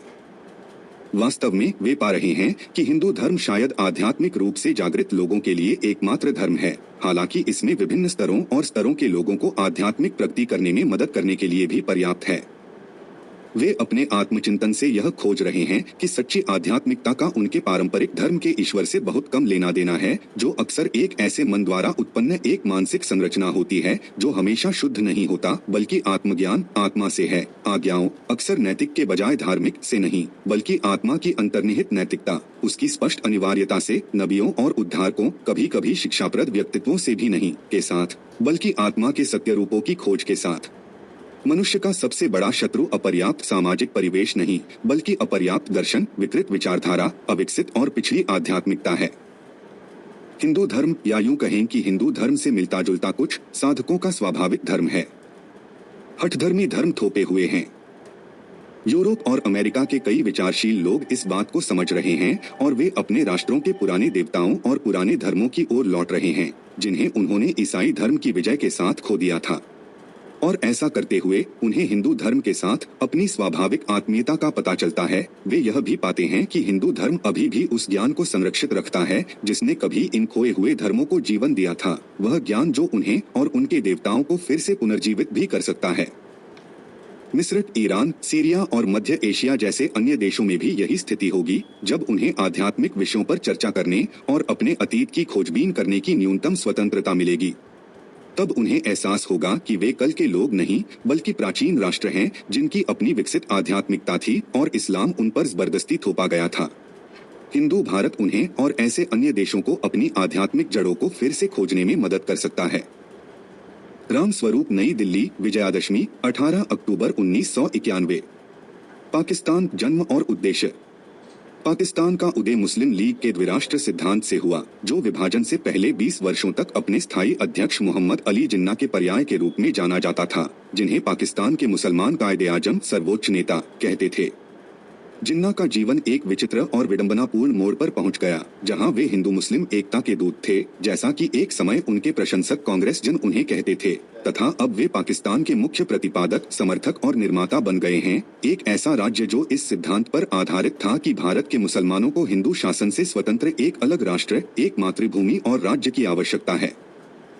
पाकिस्तान अब एक मुस्लिम बहुल देश है और इसकी आबादी इतनी ज्यादा मुस्लिम है कि इसकी स्थापना के कुछ ही महीनों के भीतर इसके पश्चिमी और ज्यादा महत्वपूर्ण हिस्से से हिंदू, सिख, ईसाई और कुछ हद तक अछूत आबादी लगभग पूरी तरह से खत्म हो गई। यह विकास किन प्रक्रियाओं से हुआ है, इसी बारे में यह पुस्तिका लिखने के लिए बनाई गई है। राष्ट्रपिता की मृत्यु हो गई, अब कौन संभालेगा कमान? पाकिस्तान, पवित्र भूमि। पाकिस्तान संकल्प। राष्ट्रपिता की मृत्यु हो गई, अब कौन संभालेगा कमान? पाकिस्तान के वर्तमान शासकों ने अक्सर यह घोषित किया है कि पाकिस्तान स्वभावतः एक मुस्लिम राज्य है, दुनिया का सबसे बड़ा मुस्लिम राज्य। इसके चरित्र का यह वर्णन जब भारत के घोषित धर्मनिरपेक्ष राज्य के चरित्र के साथ रखा जाता है, जिसे वास्तव में धर्मनिरपेक्ष बनाने की कोशिश भी की जाती है, तो सुदूर पूर्वी बंगाल की हिंदू आबादी घबरा जाती है, जो अब पाकिस्तान का एकमात्र ऐसा हिस्सा है जहां हिंदू किसी भी उल्लेखनीय संख्या में अभी भी पाए जाते हैं। पिछले अक्टूबर से पूर्वी बंगाल में मुस्लिम बहुसंख्यकों की एक सोची समझी नीति पूर्वी बंगाल मुस्लिम लीग सरकार की मिलीभगत से हिंदुओं को उस प्रांत से भी बाहर धकेल रही है। हिंदुओं का यह पलायन इतना व्यापक प्रवासन बन गया कि अक्टूबर 1948 में आधिकारिक अनुमानों के अनुसार पूर्वी पाकिस्तान से भारत आने वाले हिंदू प्रवासियों की संख्या 15 लाख थी और असम और पश्चिम बंगाल में हिंदू शरणार्थियों की संख्या लगातार बढ़ रही थी। पश्चिमी पाकिस्तान और कश्मीर से लगभग 1 करोड़ लोगों के पुनर्वास में पहले से ही व्यस्त भारत सरकार के लिए शरणार्थी समस्या और भी विकट होती जा रही थी। इसी कारण सरदार पटेल ने घोषणा की कि यदि पाकिस्तान सरकार पूर्वी बंगाल से हिंदुओं के पलायन को रोकने के लिए प्रभावी कदम नहीं उठाती, तो भारत सरकार अपने हिंदू प्रवासियों के पुनर्वास के लिए पूर्वी बंगाल से आनुपातिक रूप से पर्याप्त क्षेत्र का दावा करेगी। पाकिस्तान, पवित्र भूमि। जिन्ना का हर धर्म और इस्लाम के हर पंथ के लोगों के लिए सुरक्षित जमीन का सपना अब अपने नाम, पवित्रों की जमीन, लेकिन जैसा कि जल्द ही पता चला, एक ऐसी जमीन जो गैर मुस्लिमों से शुद्ध थी, को साकार करने पर आमादा था। यह पलायन बस इस बात का एक उदाहरण है कि अल्पसंख्यकों और गैर मुस्लिम आबादी को खदेड़ना उस राज्य की प्रकृति, अवधारणा और दायरे में अंतर्निहित था जिसे मुसलमानों ने पाकिस्तान के रूप में अंग्रेजों के अच्छे कार्यों के जरिए हासिल किया है। भारत की ओर से कोई भी समझदारी और समझौता, दोस्ती और समझदारी का कोई भी प्रयास पश्चिमी पंजाब, उत्तर पश्चिमी सीमांत प्रांत, सिंध, बहावलपुर और लुटेरों के कब्जे वाले कश्मीर में जो कुछ हुआ, उसे रोक नहीं सकता था। जल्द ही पूर्वी बंगाल भी निस्संदेह शुद्ध हो जाएगा। ऐसा पाकिस्तान राज्य की प्रकृति और उस संपूर्ण दृष्टिकोण और मानसिकता में अपरिहार्य और अंतर्निहित है जिसका यह राज्य परिणाम है। यह एक महत्वपूर्ण तथ्य है कि भारत में सरकार सांप्रदायिक समूहों और दलों को हतोत्साहित करती है। पाकिस्तान में सांप्रदायिक के अलावा किसी समूह या दलों को प्रोत्साहित नहीं किया जाता है। एक पाकिस्तान पीपुल्स कांग्रेस अकल्पनीय है। जब सिंध के हिंदू नेताओं ने एक राजनीतिक दल की स्थापना की योजना बनाई जो विभिन्न धर्मों के लोगों को अपनी सदस्यता प्रदान कर सके, तो पाकिस्तान सरकार का उत्तर विशिष्ट था। सिंध के हिंदुओं, उनमें से जो अभी भी वहां हैं, कि एक हिंदू पार्टी हो सकती है, लेकिन ऐसी पार्टी नहीं जिसमें मुसलमान भी शामिल हो सके। पाकिस्तान के मुस्लिम राज्य में कोई भी मुसलमान विशुद्ध मुस्लिम संगठन के अलावा किसी अन्य संगठन में शामिल नहीं हो सकता है। यह ऐसा रवैया है जिसने 1946 और 1947 के दंगों को जन्म दिया। कलकत्ता, नोआखली, NWFP, पंजाब, सिंध और बहावलपुर। मुस्लिम लीग ने जिस राज्य की परिकल्पना की थी और जिसे हासिल किया, उसका नाम जिस संदर्भ में अपनाया गया था, वह भारत में रहने वाले हिंदुओं और अन्य गैर मुसलमानों के लिए एक गंभीर अपमान है।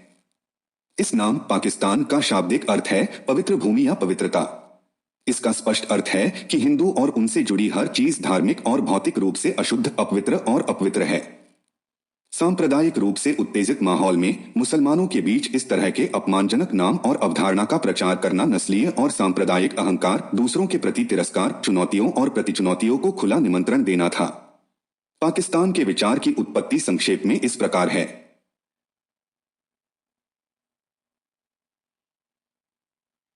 डॉक्टर मोहम्मद इकबाल ने 1930 में इलाहाबाद में आयोजित वार्षिक मुस्लिम लीग अधिवेशन में अपने अध्यक्षीय भाषण में मुसलमानों की अलग राजनीतिक पहचान के आधार पर भारत में एक अलग मुस्लिम राज्य या संघ की स्थापना की वकालत इन शब्दों में की, इसलिए भारत के भीतर मुस्लिम भारत के निर्माण की मुस्लिम मांग पूरी तरह से उचित है।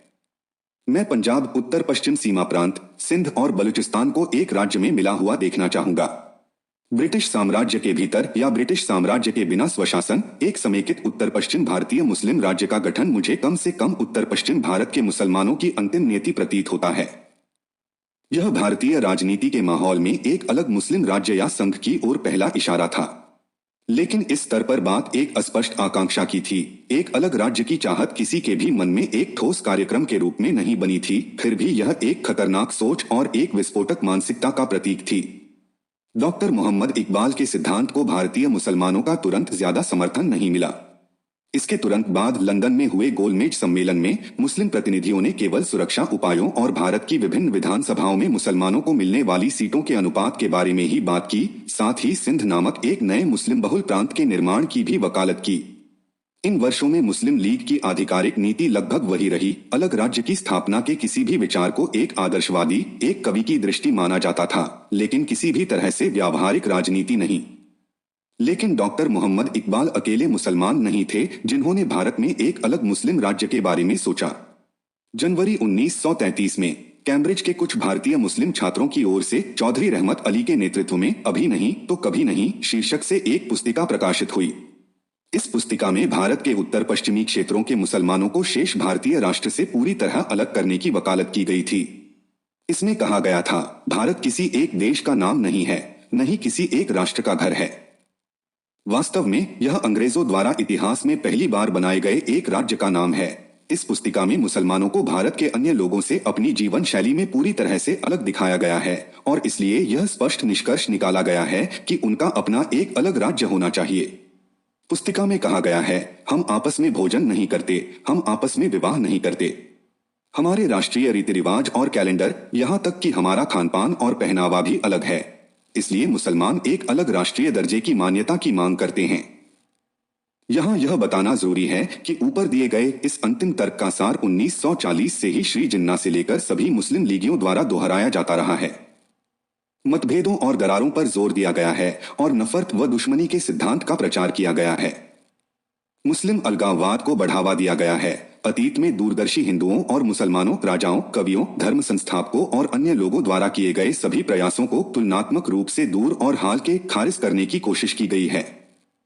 मुस्लिम और हिंदू और सिख जीवन शैली के बीच दरार के इस अतिरंजित वर्णन ने, जब इस तरह की परिणति के अनुकूल कारक पूरी तरह से विकसित हो गए थे, बंगाल, उत्तर पश्चिमी प्रांत, पंजाब और सिंध में दंगों के तांडव को जन्म दिया।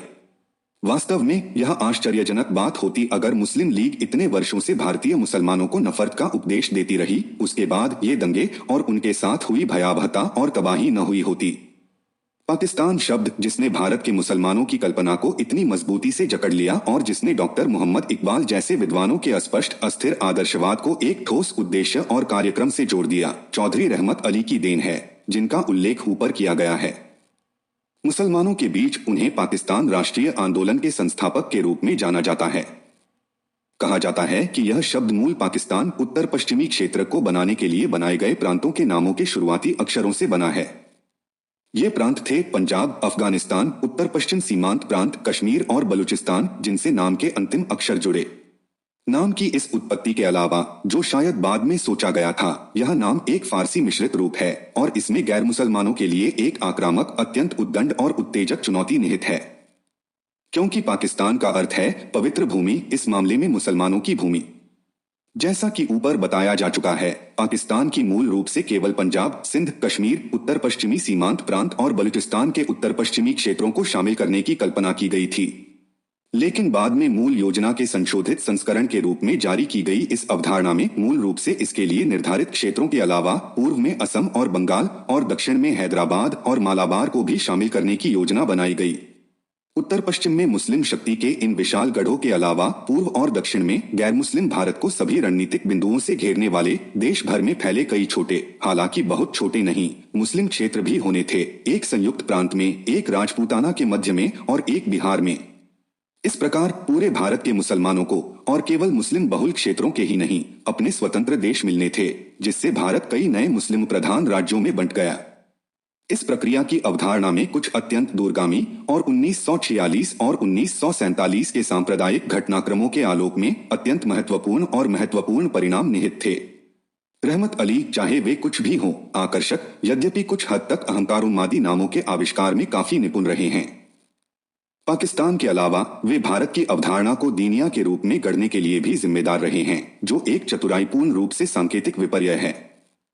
दीनिया वह महाद्वीप होगा जो, यदि उस समय इस्लामी राज्य का घर नहीं भी था, तो भी तात्कालिक अवधारणा में ऐसा ही था, जो अपने पुत्रों के धर्मांतरण और बीजोन्माद के माध्यम से इस्लाम के अधीन होने और धर्मांतरित होने की प्रतीक्षा कर रहा था। बंगाल और असम, जिन्हें मुस्लिम तर्क के पक्षपाती तर्क द्वारा एक संयुक्त मुस्लिम बहुल क्षेत्र के रूप में कल्पित किया गया था, का नाम रहमत अली ने बंगे इस्लाम या बंगिस्तान रखा, जो बंगाल के सामंती मुगल नाम बंगुश की याद दिलाता है, जो सदियों से मुसलमानों के नरक में पीड़ित हिंदुओं के लिए अपमानजनक रहा है। बिहार, उत्तर प्रदेश और राजपूताना, अजमेर क्षेत्र, जहां महान मुस्लिम संत ख्वाजा मुइनुद्दीन चिश्ती की दरगाह है, से विभाजित मुस्लिम गृहभूमियों को क्रमशः फारूकिस्तान, हैदरिस्तान और मुइनिस्तान कहा जाना था। हैदराबाद, जिस पर एक मुस्लिम राजकुमार का शासन था और जिसकी 86% हिंदू आबादी थी, को वर्तमान निजाम के नाम पर उस्मानिस्तान कहा जाना था, और मालाबार के मोपला इलाकों को मोपलिस्तान नाम दिया गया था। इसके अलावा सफिस्तान और नसरिस्तान के नाम से जाने जाने वाले क्षेत्र भी थे। रहमत अली द्वारा बनाए गए भारत या दीनिया के मानचित्र पर गैर मुस्लिम क्षेत्र प्रभावहीन दयनीय टुकड़े हैं, जो हर तरफ मुस्लिम राज्यों से घिरे हुए हैं, जो हिंदू भारत के साथ संघर्ष से पैदा हुए हैं, और इस हिंदू भारत को धर्मांतरित करने, जीतने और अपने में मिलाने की एक निश्चित नीति का पालन कर रहे पाकिस्तान की अवधारणा ऐसी ही थी। कम से कम यह पहला प्रयास था जिसे भारतीय मुसलमानों के बीच उस जबरदस्त प्रचार बल द्वारा लोकप्रिय बनाया गया, जो सांप्रदायिक और कट्टरपंथी उत्साह मुस्लिम लीग को दे सकता था, जिसके भयंकर दुखद परिणाम हम अगस्त 1946 से देख रहे हैं। पाकिस्तान संकल्प। ऊपर बताई गई इन सभी बातों को रहमत अली ने 1940 में विस्तार से समझाया था, जिस साल उनकी अवधारणा इतनी सफल रही थी कि मुस्लिम लीग के लाहौर अधिवेशन ने प्रसिद्ध पाकिस्तान प्रस्ताव पारित किया था, जिसमें ब्रिटिश निर्मित संयुक्त भारत से एक स्वतंत्र मुस्लिम राज्य की स्थापना को मुस्लिम लीग की नीति का तात्कालिक लक्ष्य माना गया था। रहमत अली के 1940 के पैम्फलेट का शीर्षक था, इस्लाम की मिल्लत और भारतीयता का खतरा। भारतीयता के खतरे से तात्पर्य भारतीय मुसलमानों की एक अलग राष्ट्र के रूप में अवधारणा से था, जिन्हें भारत का हिस्सा बनने से इनकार करना चाहिए और अपने लिए एक अलग राज्य या कई राज्यों की मांग करनी चाहिए जो आपस में गठबंधन में हों। पिछले एक दशक में भारतीय मुस्लिम मानसिकता को आकार देने वाली प्रवृत्तियों के एक छात्र के लिए रहमत अली द्वारा इस अवधारणा की व्याख्या बहुत ही महत्वपूर्ण है। 1942 में रहमत अली ने एक और पुस्तिका प्रकाशित की, जिसका शीर्षक था मिल्लत और उसका मिशन। इस पुस्तिका में भारत को दीनिया या उस भूमि के रूप में प्रस्तुत करने के अलावा जिसका पूरी तरह से इस्लाम और मुस्लिम आधिपत्य में परिवर्तित होना तय था, अल्पसंख्यकों के बारे में एक बहुत ही खुला दृष्टिकोण था।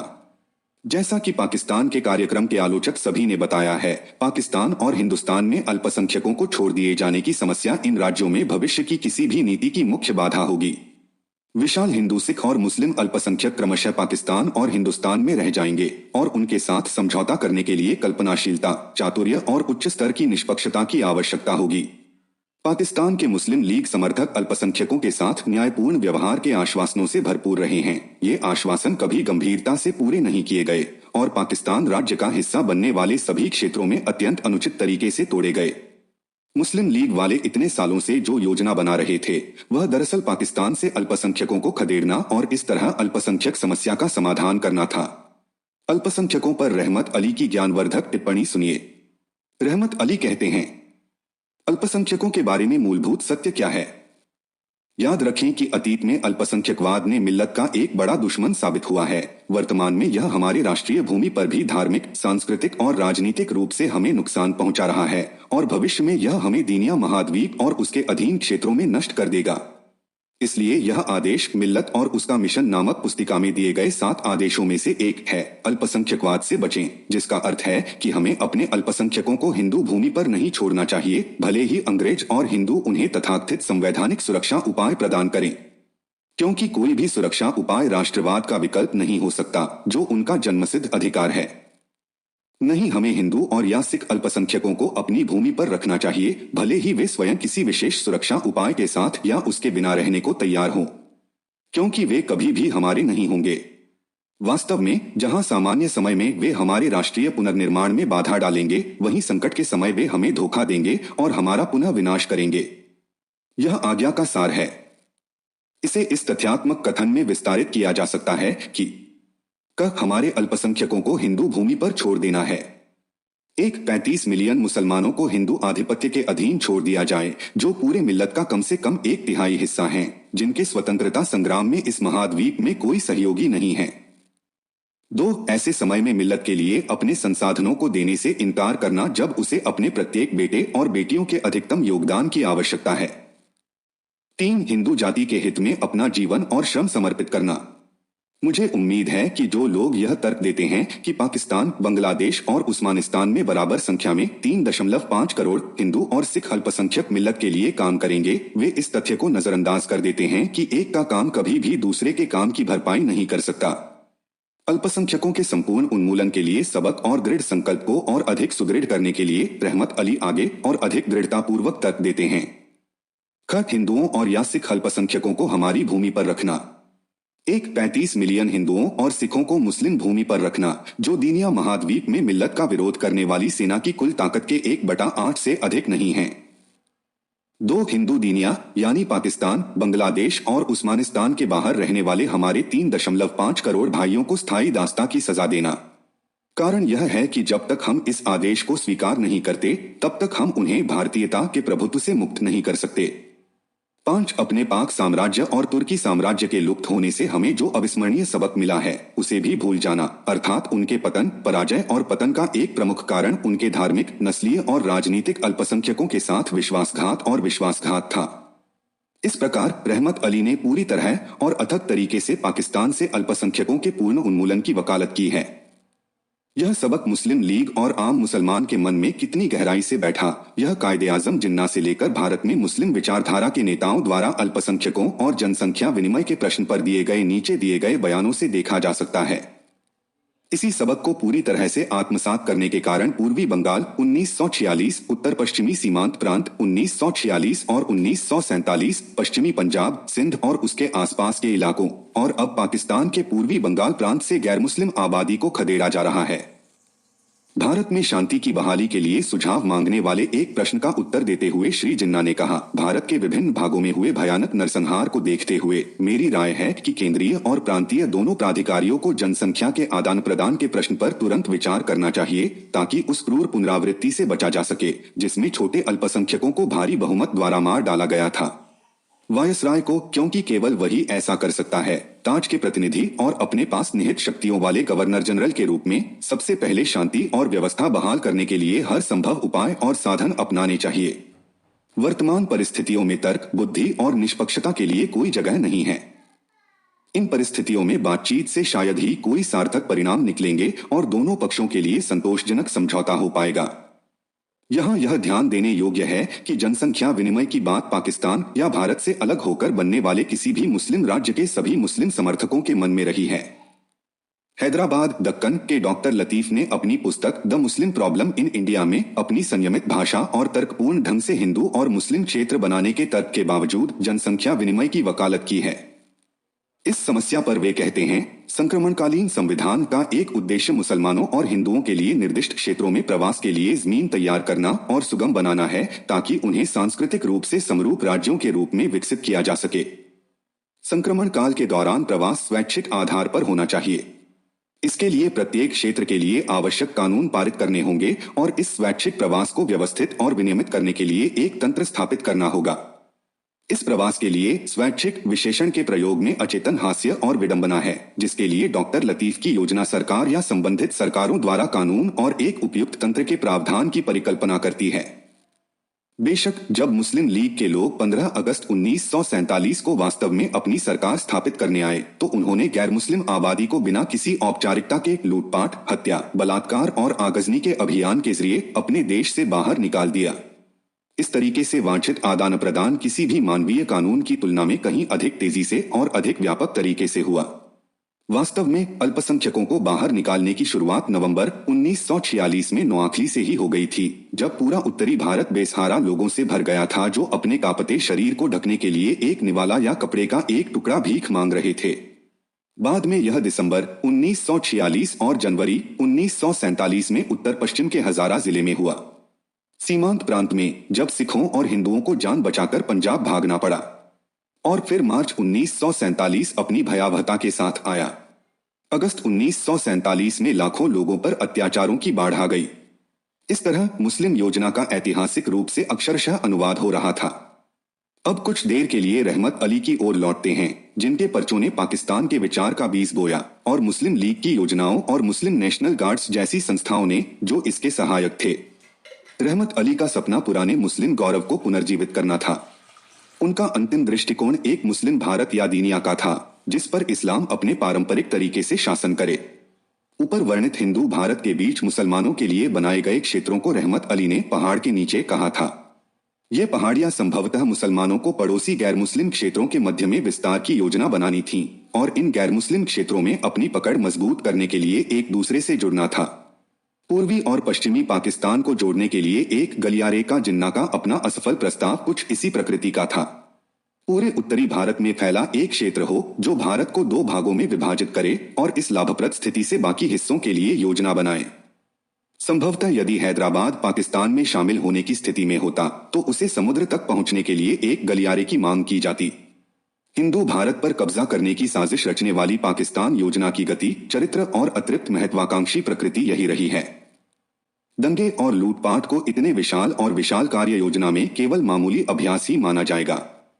जनसंख्या के आदान प्रदान पर श्री जिन्ना ने कई अवसरों पर अपनी बात स्पष्ट रूप से रखी, जैसा कि पहले ही उद्धृत किया जा चुका है।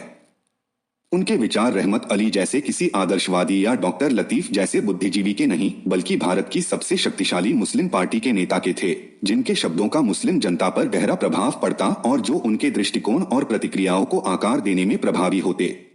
13 दिसंबर 1946 को लंदन के किंग्सवे हॉल में बोलते हुए, जब वे संविधान सभा के भविष्य के संचालन या विघटन के बारे में ब्रिटिश सरकार से परामर्श करने गए थे, जिस वार्ता में कांग्रेस नेताओं को भी आमंत्रित किया गया था, श्री जिन्ना ने पाकिस्तान नामक एक मुस्लिम राज्य की जोरदार वकालत की, जिसमें 10 करोड़ लोग सभी मुसलमान रहेंगे।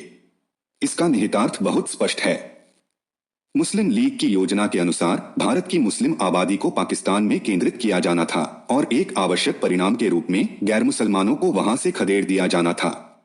ऐसी टिप्पणियों के महत्वपूर्ण निहितार्थ भारत के मुस्लिम बहुल क्षेत्रों के मुसलमानों पर स्पष्ट रूप से लागू हुए और उन्होंने अपनी भूमि से गैर मुस्लिम अल्पसंख्यकों का सफाया करने के लिए अपनी योजनाएं तैयार की। श्री जिन्ना के इस भाषण के कुछ अंश जो उस समय दिए गए थे जब देश में स्थिति बहुत विस्फोटक थी और मुसलमानों को कोई भी उकसावा व्यापक दंगों का कारण बन सकता था, मुस्लिम लीग द्वारा शुरू किए गए अभियान की वास्तविक प्रकृति को उजागर करने के लिए पर्याप्त हैं। कलकत्ता के भयानक दंगे पहले ही हो चुके थे। नोआखली को मुश्किल से 1 महीना हुआ था और उत्तर पश्चिमी सीमांत प्रांत के हजारा जिले की मुस्लिम आबादी में सिखों के विरुद्ध विद्रोह स्पष्ट रूप से दिखाई देने लगे थे। ऐसे समय में पूर्ण सांस्कृतिक और धार्मिक अलगाव और जनसंख्या के आदान प्रदान के दोहरे सिद्धांतों का प्रतिपादन मुसलमानों के दंगों को और भड़काने के लिए ही था। किंग्सवे हॉल में श्री जिन्ना ने कहा, भारत के उत्तर पश्चिम और उत्तर पूर्व क्षेत्र जो हमारी मातृभूमि है और जहां हम 70% बहुमत में हैं, कहते हैं कि हमें अपना एक अलग राज्य चाहिए। वहां हम अपनी जीवन शैली के अनुसार जीवन जी सकते हैं।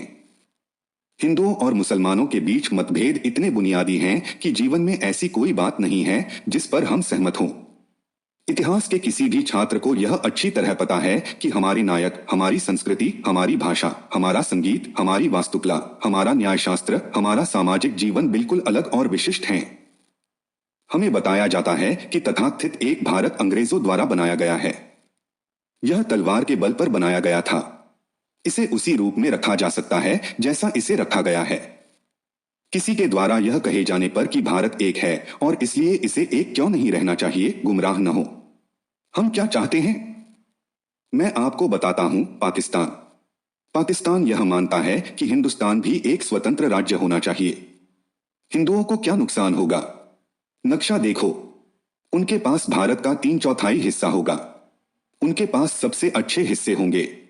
उनकी आबादी लगभग 20 करोड़ है। पाकिस्तान निश्चित रूप से भारत का सबसे अच्छा हिस्सा नहीं है। हमारी आबादी 10 करोड़ होनी चाहिए, सभी मुसलमान। 27 जुलाई को हमने अपनी नीति बदलने और प्रत्यक्ष कार्रवाई का सहारा लेने का निर्णय लिया। नीति में एक बड़ा परिवर्तन, और हमने 16 अगस्त को अपने लोगों को यह बताने का निर्णय लिया। पूरी स्थिति पर गौर करें तो भारत को बांटने के अलावा कोई रास्ता नहीं है। मुसलमानों को उनका वतन दे दो और हिंदुओं को हिंदुस्तान दे दो। मुस्लिम लीग का प्रसिद्ध पाकिस्तान प्रस्ताव अप्रैल 1940 में लाहौर में उसके वार्षिक अधिवेशन में पारित किया गया। इसने पहली बार भारत में मुस्लिम लीग की नीति के उद्देश्य की घोषणा की। अखिल भारतीय मुस्लिम लीग के इस अधिवेशन का यह सुविचारित मत है कि इस देश में या मुसलमानों को स्वीकार्य कोई भी संवैधानिक योजना तब तक स्वीकार्य नहीं होगी जब तक कि वह निम्नलिखित मूल सिद्धांतों पर आधारित न हो, अर्थात भौगोलिक दृष्टि से समीपवर्ती इकाइयों को क्षेत्रों में विभाजित किया जाए, जिन्हें आवश्यकतानुसार क्षेत्रीय पुनर्समायोजन के साथ इस प्रकार गठित किया जाए, तथा जिन क्षेत्रों में मुसलमान संख्यात्मक रूप से बहुसंख्यक हैं, जैसे कि भारत के उत्तर पश्चिमी और उत्तर पूर्वी क्षेत्रों को मिलाकर 8 स्वतंत्र राज्य बनाए जाएं, जिनमें घटक इकाइयां स्वायत्त और संप्रभु होंगी। गैर मुस्लिम भारत ने इस प्रस्ताव को आसानी से स्वीकार नहीं किया, जो पहली नजर में ही अपमानजनक था और जिसके परिणाम देश में एक निरंतर और विनाशकारी गृहयुद्ध से कम नहीं लग रहे थे। मुसलमानों के एक बड़े वर्ग को भी देश की संवैधानिक समस्या का यह समाधान स्वीकार्य नहीं लगा, क्योंकि इसका मतलब अंतहीन दंगे होंगे जिनमें मुसलमानों के साथ साथ गैर मुस्लिमों को भी निश्चित रूप से नुकसान होगा। लेकिन ब्रिटिश सरकार को मुस्लिम लीग के इस संकल्प में भारत में सांप्रदायिक दरार के बने रहने का एक नया संकेत मिला और उन्होंने इसे एक तरह से समर्थन देने में देर नहीं की, और जैसा कि कांग्रेस नेताओं ने बार बार घोषित किया, मुस्लिम लीग की हठधर्मिता को बढ़ावा दिया, जिससे कोई भी उचित समझौता लगभग असंभव हो गया। वायसराय लॉर्ड लिनलिथ को, जिनका भारत में शासन ब्रिटिश सरकार द्वारा भारत के स्वतंत्रता आंदोलन के विरुद्ध चलाए गए दमनकारी अभियानों के लिए जाना जाता था, ने अगस्त 1940 में भारत को दिए गए अपने सुप्रसिद्ध प्रस्ताव में कहा था, यह कहने की आवश्यकता नहीं है कि वे ब्रिटिश सरकार भारत की शांति और कल्याण के लिए अपनी वर्तमान जिम्मेदारियों को किसी ऐसी शासन व्यवस्था को सौंपने के बारे में सोच भी नहीं सकते जिसके अधिकार को भारत के राष्ट्रीय जीवन में बड़े और शक्तिशाली तत्व सीधे तौर पर अस्वीकार करते हों। नहीं, वे ऐसे तत्वों को ऐसी सरकार के अधीन होने के लिए मजबूर करने में भागीदार हो सकते हैं। यह उन सभी समूहों के लिए एक स्पष्ट संकेत था जो कांग्रेस से खुद को अलग करने का फैसला करेंगे कि उनकी ओर से इस तरह के किसी भी अलगाव को उचित रूप से नोट किया जाएगा और उसका सम्मान किया जाएगा। राजकुमार, मुस्लिम लीग और कोई भी अन्य लोग साथ आ सकते हैं। लेकिन चूंकि यह घोषणा पाकिस्तान प्रस्ताव के पारित होने के कुछ ही समय बाद हुई थी, इसलिए यह स्पष्ट है कि इसका उद्देश्य ब्रिटिश सरकार द्वारा मुस्लिम अलगाव के अधिकार को स्वीकार करना था। ऐसा था संयुक्त एंग्लो मुस्लिम षड्यंत्र जिससे पाकिस्तान का जन्म हुआ। और दोनों ताकतें ब्रिटिश सरकार और मुस्लिम लीग 15 अगस्त 1947 तक पाकिस्तान को एक वास्तविकता बनाने और समुदायों के बीच नफरत और अविश्वास का ऐसा माहौल बनाने के लिए हाथ से काम करती रहीं, जिससे उनके साथ रहने की कल्पना भी पूरी तरह असंभव हो जाए। लेकिन ब्रिटिश सरकार इस घोषणा पर ही नहीं रुकी। सर स्टैफोर्ड क्रिप्स के भारत के ऐतिहासिक मिशन पर प्रस्थान की पूर्व संध्या पर 11 मार्च 1942 को हाउस ऑफ कॉमन्स में प्रधानमंत्री के वक्तव्य में कहा गया था, उन्हें सर स्टैफोर्ड महामहिम की सरकार का पूर्ण विश्वास प्राप्त है और वे उनके नाम पर न केवल हिंदू बहुसंख्यकों से बल्कि उन विशाल अल्पसंख्यकों से भी, जिनमें मुसलमान सबसे अधिक संख्या में हैं और कई आधारों पर प्रमुख हैं, आवश्यक मात्रा में सहमति प्राप्त करने का प्रयास करेंगे। ब्रिटिश सरकार की नीतियों की इन और अन्य घोषणाओं को अपनी जेब में रखते हुए भारत में ब्रिटिश नौकरशाही के पूर्ण समर्थन के साथ, जिसके साथ पंडित नेहरू के प्रसिद्ध शब्दों में मुस्लिम लीग का मानसिक गठबंधन था, और इस विश्वास के साथ कि उसकी ओर से की गई किसी भी हठधर्मिता का ब्रिटिश सरकार सम्मान करेगी, मुस्लिम लीग ने अपनी चरम मांगों के पीछे प्रतिबंध लगाने की योजनाएं बनाई। ये प्रतिबंध हिंदुओं के खिलाफ दंगे थे और जब ये पंजाब में पहुंचे तो सिखों के खिलाफ भी। स्पष्ट रूप से मुस्लिम लीग ब्रिटिश सरकार के साथ युद्ध में नहीं थी, उसका युद्ध हिंदू भारत के साथ था और इसलिए हिंदू भारत के खिलाफ उसने एक भयंकर अभियान शुरू किया।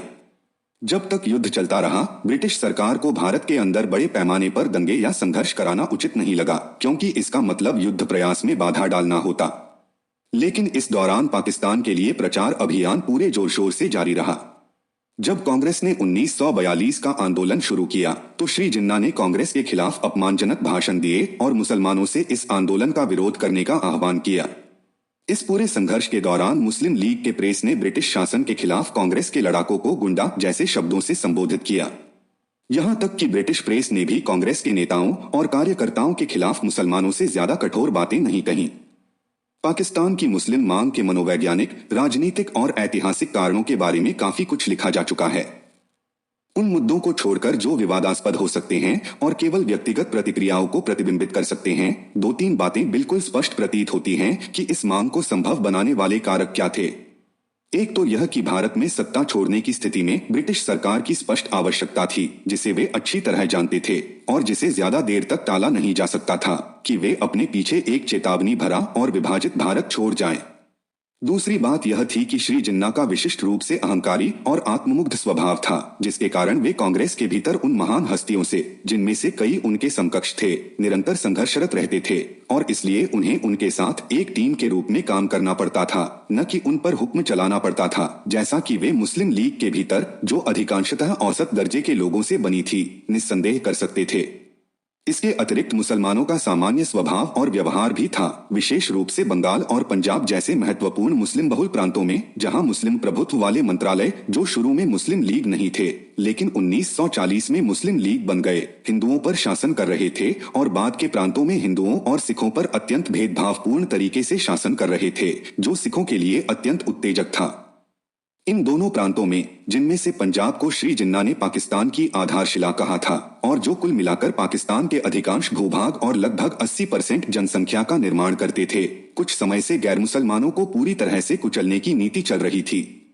बंगाल में और उससे भी अधिक हद तक पंजाब में प्रशासन का सबसे महत्वपूर्ण भाग मुसलमानों के हाथों में सौंप दिया गया था। हिंदुओं और सिखों को प्रमुख पदों से हटा दिया गया था और जो हिंदू या सिख अधिकारी ऐसे पदों पर थे, उन्हें नियमित या कार्यालयीन कार्यों में स्थानांतरित कर दिया गया था और जिनकी पदोन्नति होनी थी, उन्हें किसी न किसी बहाने से रोके रखा गया था।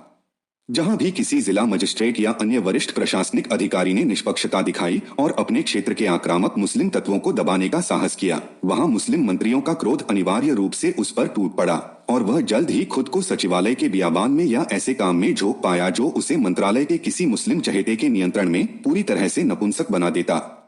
प्रशासन में गैर मुसलमानों के विरुद्ध भेदभाव के स्पष्ट उदाहरण मौजूद थे, जिनसे जहां एक ओर औसत मुसलमान अहंकारी और आक्रामक हो जाता था, वहीं दूसरी ओर प्रशासनिक तंत्र के अन्याय के विरुद्ध गैर मुसलमान हताशा की स्थिति में आ जाते थे।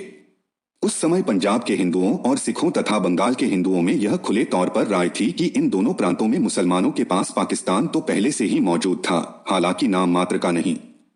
वास्तव में उस चतुर राजनीतिज्ञ स्वर्गीय सर सिकंदर हयात खां, जो 1937 से 1942 के अंत तक पंजाब के प्रधानमंत्री रहे, ने अपने मुस्लिम लीग के सहयोगियों को यह सुझाव दिया था कि वे भारत को स्वतंत्र राज्यों में औपचारिक रूप से विभाजित करने पर जोर न दें, बल्कि एक कमजोर केंद्र वाले भारतीय संघ के भीतर केवल हिंदू और मुस्लिम क्षेत्रों के निर्माण की मांग करें, क्योंकि इससे मुसलमानों को पाकिस्तान के सभी लाभ मिल जाएंगे, लेकिन एक स्वतंत्र राज्य होने के वित्तीय और राजनीतिक दायित्वों से वंचित रहना पड़ेगा, क्योंकि वह भारत के अधिक उत्पादक भागों के समृद्ध आर्थिक समर्थन से वंचित हो जाएगा। वह और उनकी यूनियनिस्ट पार्टी पंजाब को एक मुस्लिम प्रांत बनाने में काफी हद तक सफल रहे। हिंदू और सिख राजनेताओं और विधायकों के विरोध का कोई फायदा नहीं हुआ। दिसंबर 1942 में सर सिकंदर का निधन हो गया और उनकी मृत्यु ने मुस्लिम राजनीति के क्षेत्र से शायद एकमात्र ऐसे व्यक्ति को हटा दिया जो श्री जिन्ना के कुछ अतिवादी सिद्धांतों को सफलतापूर्वक बदलने में मदद कर सकता था। उनके उत्तराधिकारी सर खिजर हयात खान हालांकि एक योग्य व्यक्ति थे और जिन्हें उग्र पंजाब मुस्लिम लीग के खिलाफ हिंदुओं और सिखों का भरपूर समर्थन प्राप्त था, समय बीतने के साथ अपनी पार्टी और पंजाब के हिंदू और सिख अल्पसंख्यकों पर लीग के हमले का विरोध करने में पूरी तरह से असहाय हो गए। लीग द्वारा पाकिस्तान प्रस्ताव पारित किए जाने और ब्रिटिश वायसराय तथा ब्रिटिश प्रधानमंत्री द्वारा यह घोषणा किए जाने के बाद कि सभी संवैधानिक वार्ताओं में मुस्लिम दृष्टिकोण को प्रमुखता दी जाएगी, मद्रास में आयोजित मुस्लिम लीग के अगले वार्षिक अधिवेशन 1941 में मुस्लिम लीग द्वारा पाकिस्तान की मांग की अभिव्यक्ति में और भी अधिक तीव्रता दिखाई दी। अपने प्रस्तावों में पाकिस्तान की मांग के सार को दोहराते हुए इस अधिवेशन में लीग के अध्यक्ष श्री जिन्ना ने इस मांग की व्याख्या प्रस्तुत की। उन्होंने कहा, अखिल भारतीय मुस्लिम लीग का लक्ष्य है कि हम भारत के उत्तर पश्चिम और पूर्वी क्षेत्रों में एक पूर्णतः स्वतंत्र राज्य की स्थापना करना चाहते हैं, जिसका रक्षा, विदेशी मामले, संचार, सीमा शुल्क, मुद्रा विनिमय आदि पर पूर्ण नियंत्रण हो। हम किसी भी परिस्थिति में केंद्र में एक सरकार के साथ अखिल भारतीय स्वरूप का संविधान नहीं चाहते। हम इस पर कभी सहमत नहीं होंगे। यदि आप एक बार इस पर सहमत हो जाते हैं तो मैं आपको बता दूं कि मुसलमानों का अस्तित्व पूरी तरह से मिट जाएगा। जहां तक हमारी स्वतंत्र राष्ट्रीय मातृभूमि का प्रश्न है, हम कभी भी किसी भी सत्ता या केंद्र की किसी भी सरकार के अधीन नहीं होंगे। मुस्लिम भारत कभी भी एक अखिल भारतीय संविधान और एक केंद्रीय सरकार के अधीन नहीं होगा। लीग की विचारधारा इस मूल सिद्धांत पर आधारित है कि भारत के मुसलमान एक स्वतंत्र राष्ट्रीयता हैं और उन्हें अपनी राष्ट्रीय और राजनीतिक पहचान और विचारधारा में विलीन करने के किसी भी प्रयास का विरोध किया जाएगा। वर्तमान लेखक द्वारा तिरछे अक्षरों में लिखा गया अंतिम अंश ध्यान देने योग्य है। प्रतिरोध, प्रत्यक्ष कार्रवाई, संघर्ष, ये शब्द हिंदू भारत के साथ अपने संबंधों को परिभाषित करने में मुस्लिम लीग के मुख्य स्वर रहे हैं। 1938 की शुरुआत में अपने पटना अधिवेशन में मुस्लिम लीग ने एक प्रस्ताव पारित किया था जिसमें घोषणा की गई थी, समय आ गया है कि अखिल भारतीय मुस्लिम लीग की कार्यकारिणी को निर्णय लेने और आवश्यकता पड़ने पर प्रत्यक्ष कार्रवाई करने के लिए अधिकृत किया जाए। इसका उद्देश्य कांग्रेस मंत्रिमंडलों के विरुद्ध संघर्ष शुरू करना था, जिनके नवंबर 1939 में ब्रिटिश सरकार द्वारा जनता की पूर्व सहमति के बिना भारत को युद्ध में शामिल करने के विरोध में इस्तीफा देने पर मुस्लिम लीग ने अपना धन्यवाद दिवस मनाया। महात्मा गांधी 1944 में जेल से रिहा हुए और जेल में रहते हुए उन्होंने श्री जिन्ना को एक पत्र लिखकर देश में राजनीतिक समझौते पर बातचीत के लिए उनसे मिलने आने का अनुरोध किया। ब्रिटिश सरकार ने यह पत्र रोक लिया, लेकिन श्री जिन्ना और देश को एक सरकारी विज्ञप्ति से इसकी जानकारी मिली। मुस्लिम प्रेस जेल में बंद महात्मा गांधी के इस कदम से भावुक हो गया, लेकिन श्री जिन्ना नहीं। महात्मा गांधी द्वारा उन्हें लिखे गए निमंत्रण को भी श्री जिन्ना को गाली देने और बदनाम करने का अवसर मिल गया, इसलिए उन्होंने महात्मा गांधी से मिलने की अनुमति के लिए सरकार से कभी आवेदन नहीं किया। जेल से बाहर आने पर जब कांग्रेस अभी भी जेल में थी, महात्मा गांधी हर दिन श्री जिन्ना से मिलने उनके बंबई स्थित आवास पर जाते रहे, लेकिन श्री जिन्ना वास्तव में समझौता नहीं चाहते थे, इसलिए महात्मा गांधी का प्रयास निष्फल रहा। फिर 1945 में जर्मनी के आत्मसमर्पण के बाद जब कांग्रेस नेताओं को रिहा किया गया तो वायसराय लॉर्ड वेवेल ने शिमला में कांग्रेस, लीग, सिख और अन्य नेताओं का प्रसिद्ध सम्मेलन बुलाया। शेष भारत के साथ संबंधों को पूरी तरह से तोड़ने के अलावा श्री जिन्ना को किसी भी बात से संतुष्टि नहीं होती। 14 सदस्यों वाले मंत्रिमंडल में मुस्लिम लीग को 5:05 के अनुपात में कांग्रेस के साथ समानता का प्रस्ताव दिया गया।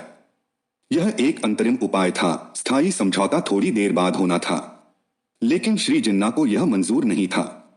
मुस्लिम लीग के प्रस्तावों, श्री जिन्ना और मुस्लिम लीग नेताओं के भाषणों और मुस्लिम लीग नियंत्रित प्रेस की टिप्पणियों के जरिए हिंदुओं के प्रति मुसलमानों की शत्रुता को बनाए रखा गया।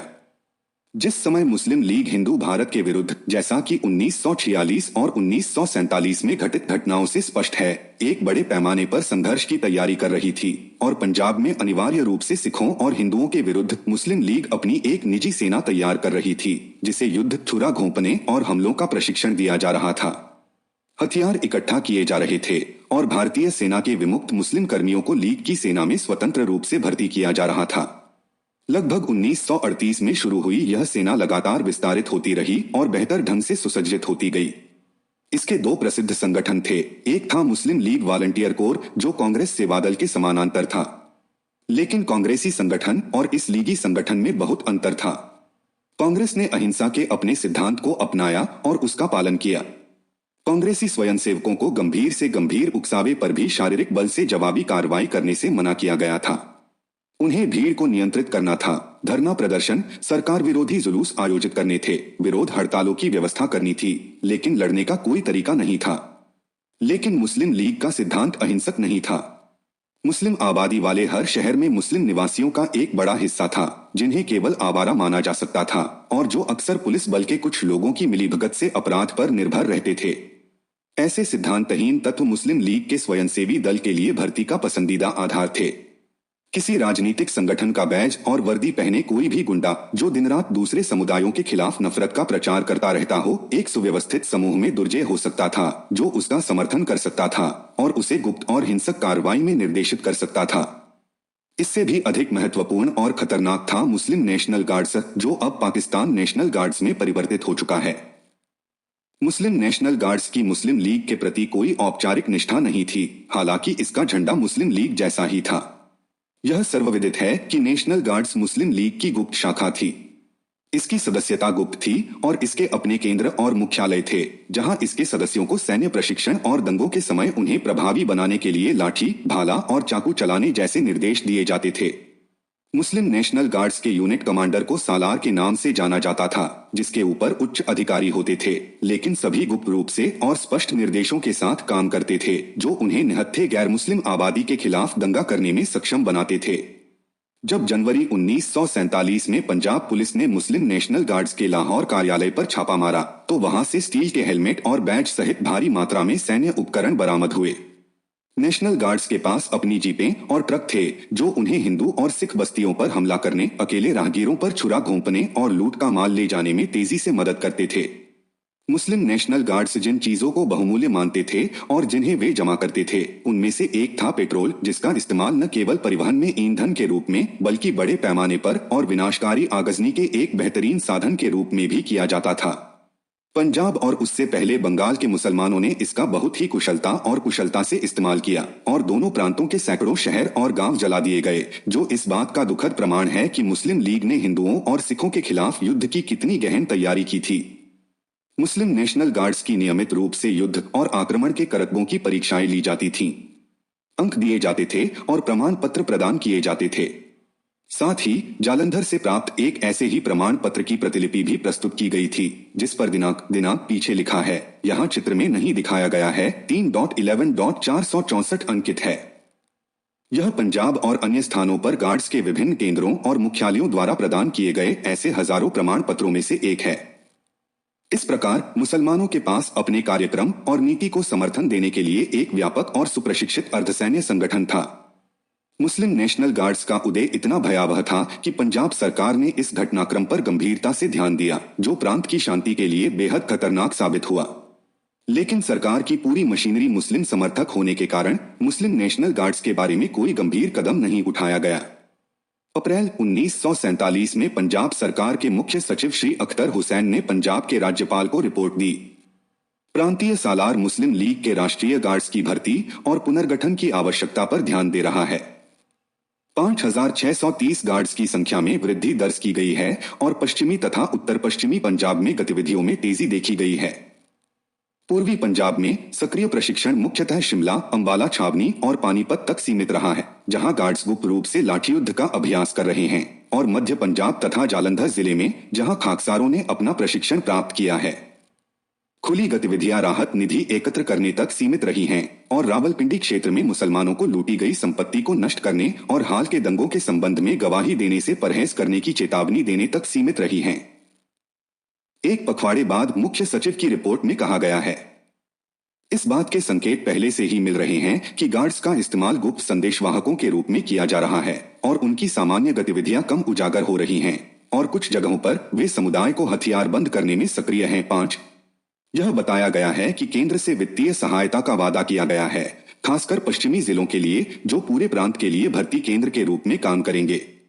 रावलपिंडी और कैंपबेलपुर जिलों में भर्ती विशेष रूप से तेज रही है और पूर्व सैनिकों की सेवाओं को भर्ती करने के प्रयास किए गए हैं। हालांकि सभी जिलों में सदस्यता में वृद्धि स्पष्ट रूप से दिखाई दे रही है और अनुमान है कि प्रांत में मुस्लिम लीग नेशनल गार्ड्स की संख्या अब लगभग 39,000 है। इसलिए मुस्लिम लीग को मुस्लिम बहुल क्षेत्रों के गैर मुसलमानों पर अपने हमले में दो तरफा प्रहार करना था। सबसे पहले वह अपने द्विराष्ट्र सिद्धांत और हिंदुओं और पंजाब में सिखों के प्रति अपने अडिग विरोध का प्रचार कर रही थी। उसने एक साझा भारतीय संस्कृति और एक भारतीय राष्ट्रवाद जैसी सभी चीजों को नकारने की कोशिश की। भारत के मुसलमानों के आत्मनिर्णय के नाम पर उसने उनमें असहिष्णुता, अहंकार और घृणा का पंथ भर दिया। इन सब के कारण मुसलमानों के लिए हिंदू भारत के साथ कोई भी समझौता असंभव हो गया। उन्हें अपनी चरम मांगों को मनवाने के लिए हिंदुओं के खिलाफ लड़ना ही होगा। और यह लड़ाई 1946 में शुरू हुई जब मुस्लिम लीग ने उसी वर्ष 27 जुलाई को अपनी सीधी कार्रवाई का आह्वान किया, जिसकी कहानी का एक अंश अगले अध्याय में वर्णित किया जाएगा। दूसरे, मुस्लिम लीग मुसलमानों को ऐसी लड़ाई के लिए शारीरिक और सैन्य रूप से तैयार कर रही थी जिसके शुरू होने पर हिंदू और सिख अचानक से मारे गए और घायल हुए, महिलाओं का अपहरण और अपमान हुआ, संपत्ति लूटी गई, घर और धार्मिक व शैक्षणिक स्थल जला दिए गए और उन्हें भारी नुकसान उठाना पड़ा। हिंदुओं और सिखों की ओर से ऐसा प्रतिशोध बहुत देर से आया और मुस्लिम आक्रमण लगातार जारी रहने और उनके अस्तित्व के लिए खतरा बनने के बाद अगस्त 1947 से पहले जहां भी ऐसा प्रतिशोध हुआ, उसने मुस्लिम लीग के उद्देश्य की पूर्ति की, क्योंकि इसने भारत में गृहयुद्ध का माहौल बना दिया जिसे मुस्लिम लीग ने अपने कार्यक्रम और नीति को आगे बढ़ाने के लिए आवश्यक समझा। यह अत्याचार की कहानियां गढ़ सकता था और अन्यत्र मुसलमानों को हिंदुओं और सिखों पर हमला करने के लिए उकसा सकता था, जैसा कि उन्होंने दिसंबर 1946 और जनवरी 1947 में उत्तर पश्चिम सीमांत प्रांत में वास्तव में किया था। मुस्लिम लीग का उद्देश्य और तरीका यही था।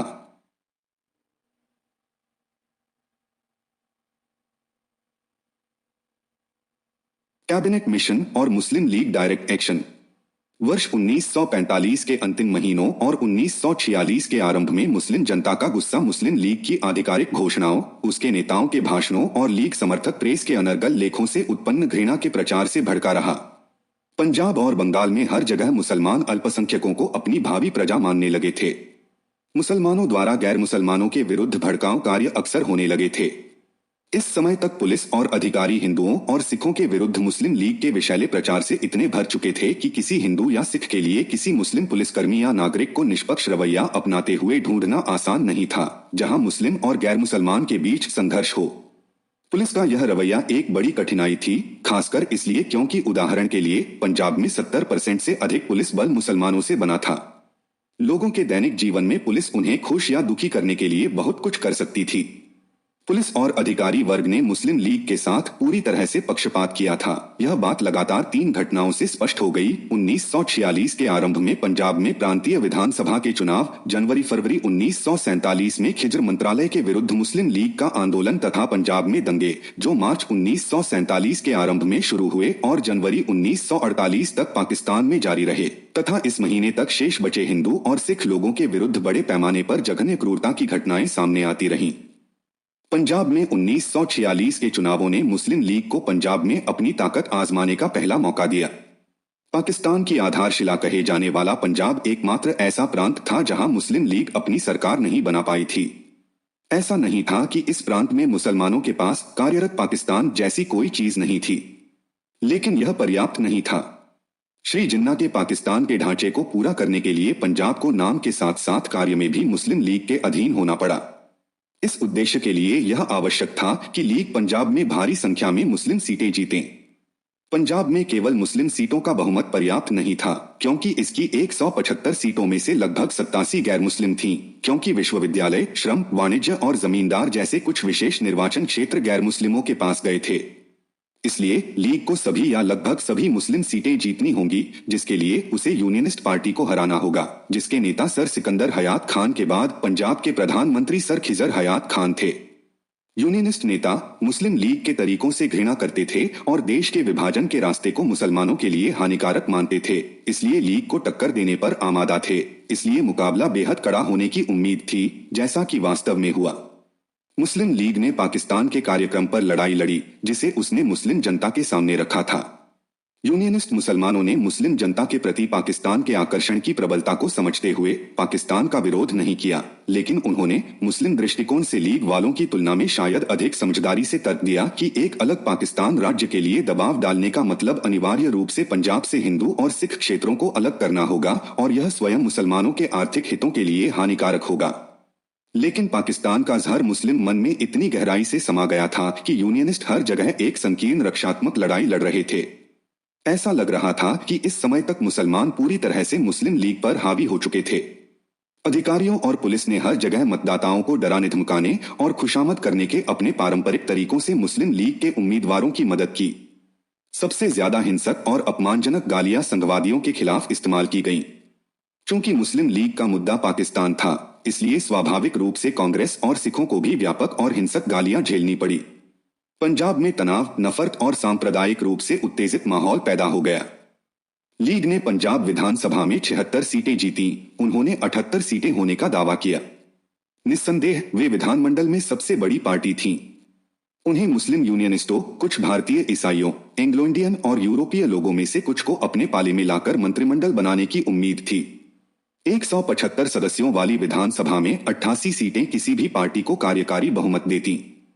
लेकिन हिंदू और सिख मुस्लिम प्रभुत्व वाले यूनियनिस्ट मंत्रिमंडल के पाकिस्तान की कार्रवाई का अनुभव कर चुके थे, जिसके कई पूर्व समर्थक अब मुस्लिम लीग की तरफ थे, और वे ऐसी पार्टी से शासित नहीं होना चाहते थे जो स्पष्ट रूप से और खुले तौर पर मुस्लिम शासन, भारत के विभाजन और इस्लाम की महान महिमा के लिए हिंदुओं और सिखों की अधीनता के पक्ष में थी, जैसा कि रहमत अली, डॉक्टर मोहम्मद इकबाल और मुस्लिम लीग के प्रचारकों और आम तौर पर प्रेस द्वारा प्रचारित किया गया था। चुनाव समाप्त होने के तुरंत बाद लाहौर में मंत्रिमंडल निर्माण के लिए हुई बातचीत में प्रांतीय विधानमंडल का एक भी हिंदू या सिख सदस्य मुस्लिम लीग के खेमे में जाने को तैयार नहीं था। भारतीय ईसाइयों ने कट्टर मुस्लिम लीग के बजाय भारत में एक सहिष्णु धर्मनिरपेक्ष राज्य के आदर्श वाली कांग्रेस के साथ खड़े होना पसंद किया। इसलिए प्रांतीय विधानमंडल में लगभग 100 सदस्यों के बहुमत से सर खिजर हयात खान के प्रधानमंत्री रहते हुए कांग्रेस, पंथिक पार्टी और यूनियनिस्ट पार्टी ने गठबंधन करके मार्च 1946 में गठबंधन मंत्रिमंडल का गठन किया। लीग के सदस्य क्रोधित और निराश महसूस कर रहे थे। उनकी नफरत की मुहिम बल्कि पहले से कहीं ज्यादा तेज हो गई। सांप्रदायिक माहौल लगातार तनाव से भरा हुआ था। इस बीच अन्य प्रांतों में लीग अपने घृणा के प्रचार को अत्यंत विषैले रूप में चला रही थी। बंगाल में विधानसभा में लीग का बहुमत था और लीग ने एच.एस. सुहरावर्दी को प्रधानमंत्री बनाकर अपनी सरकार बनाई।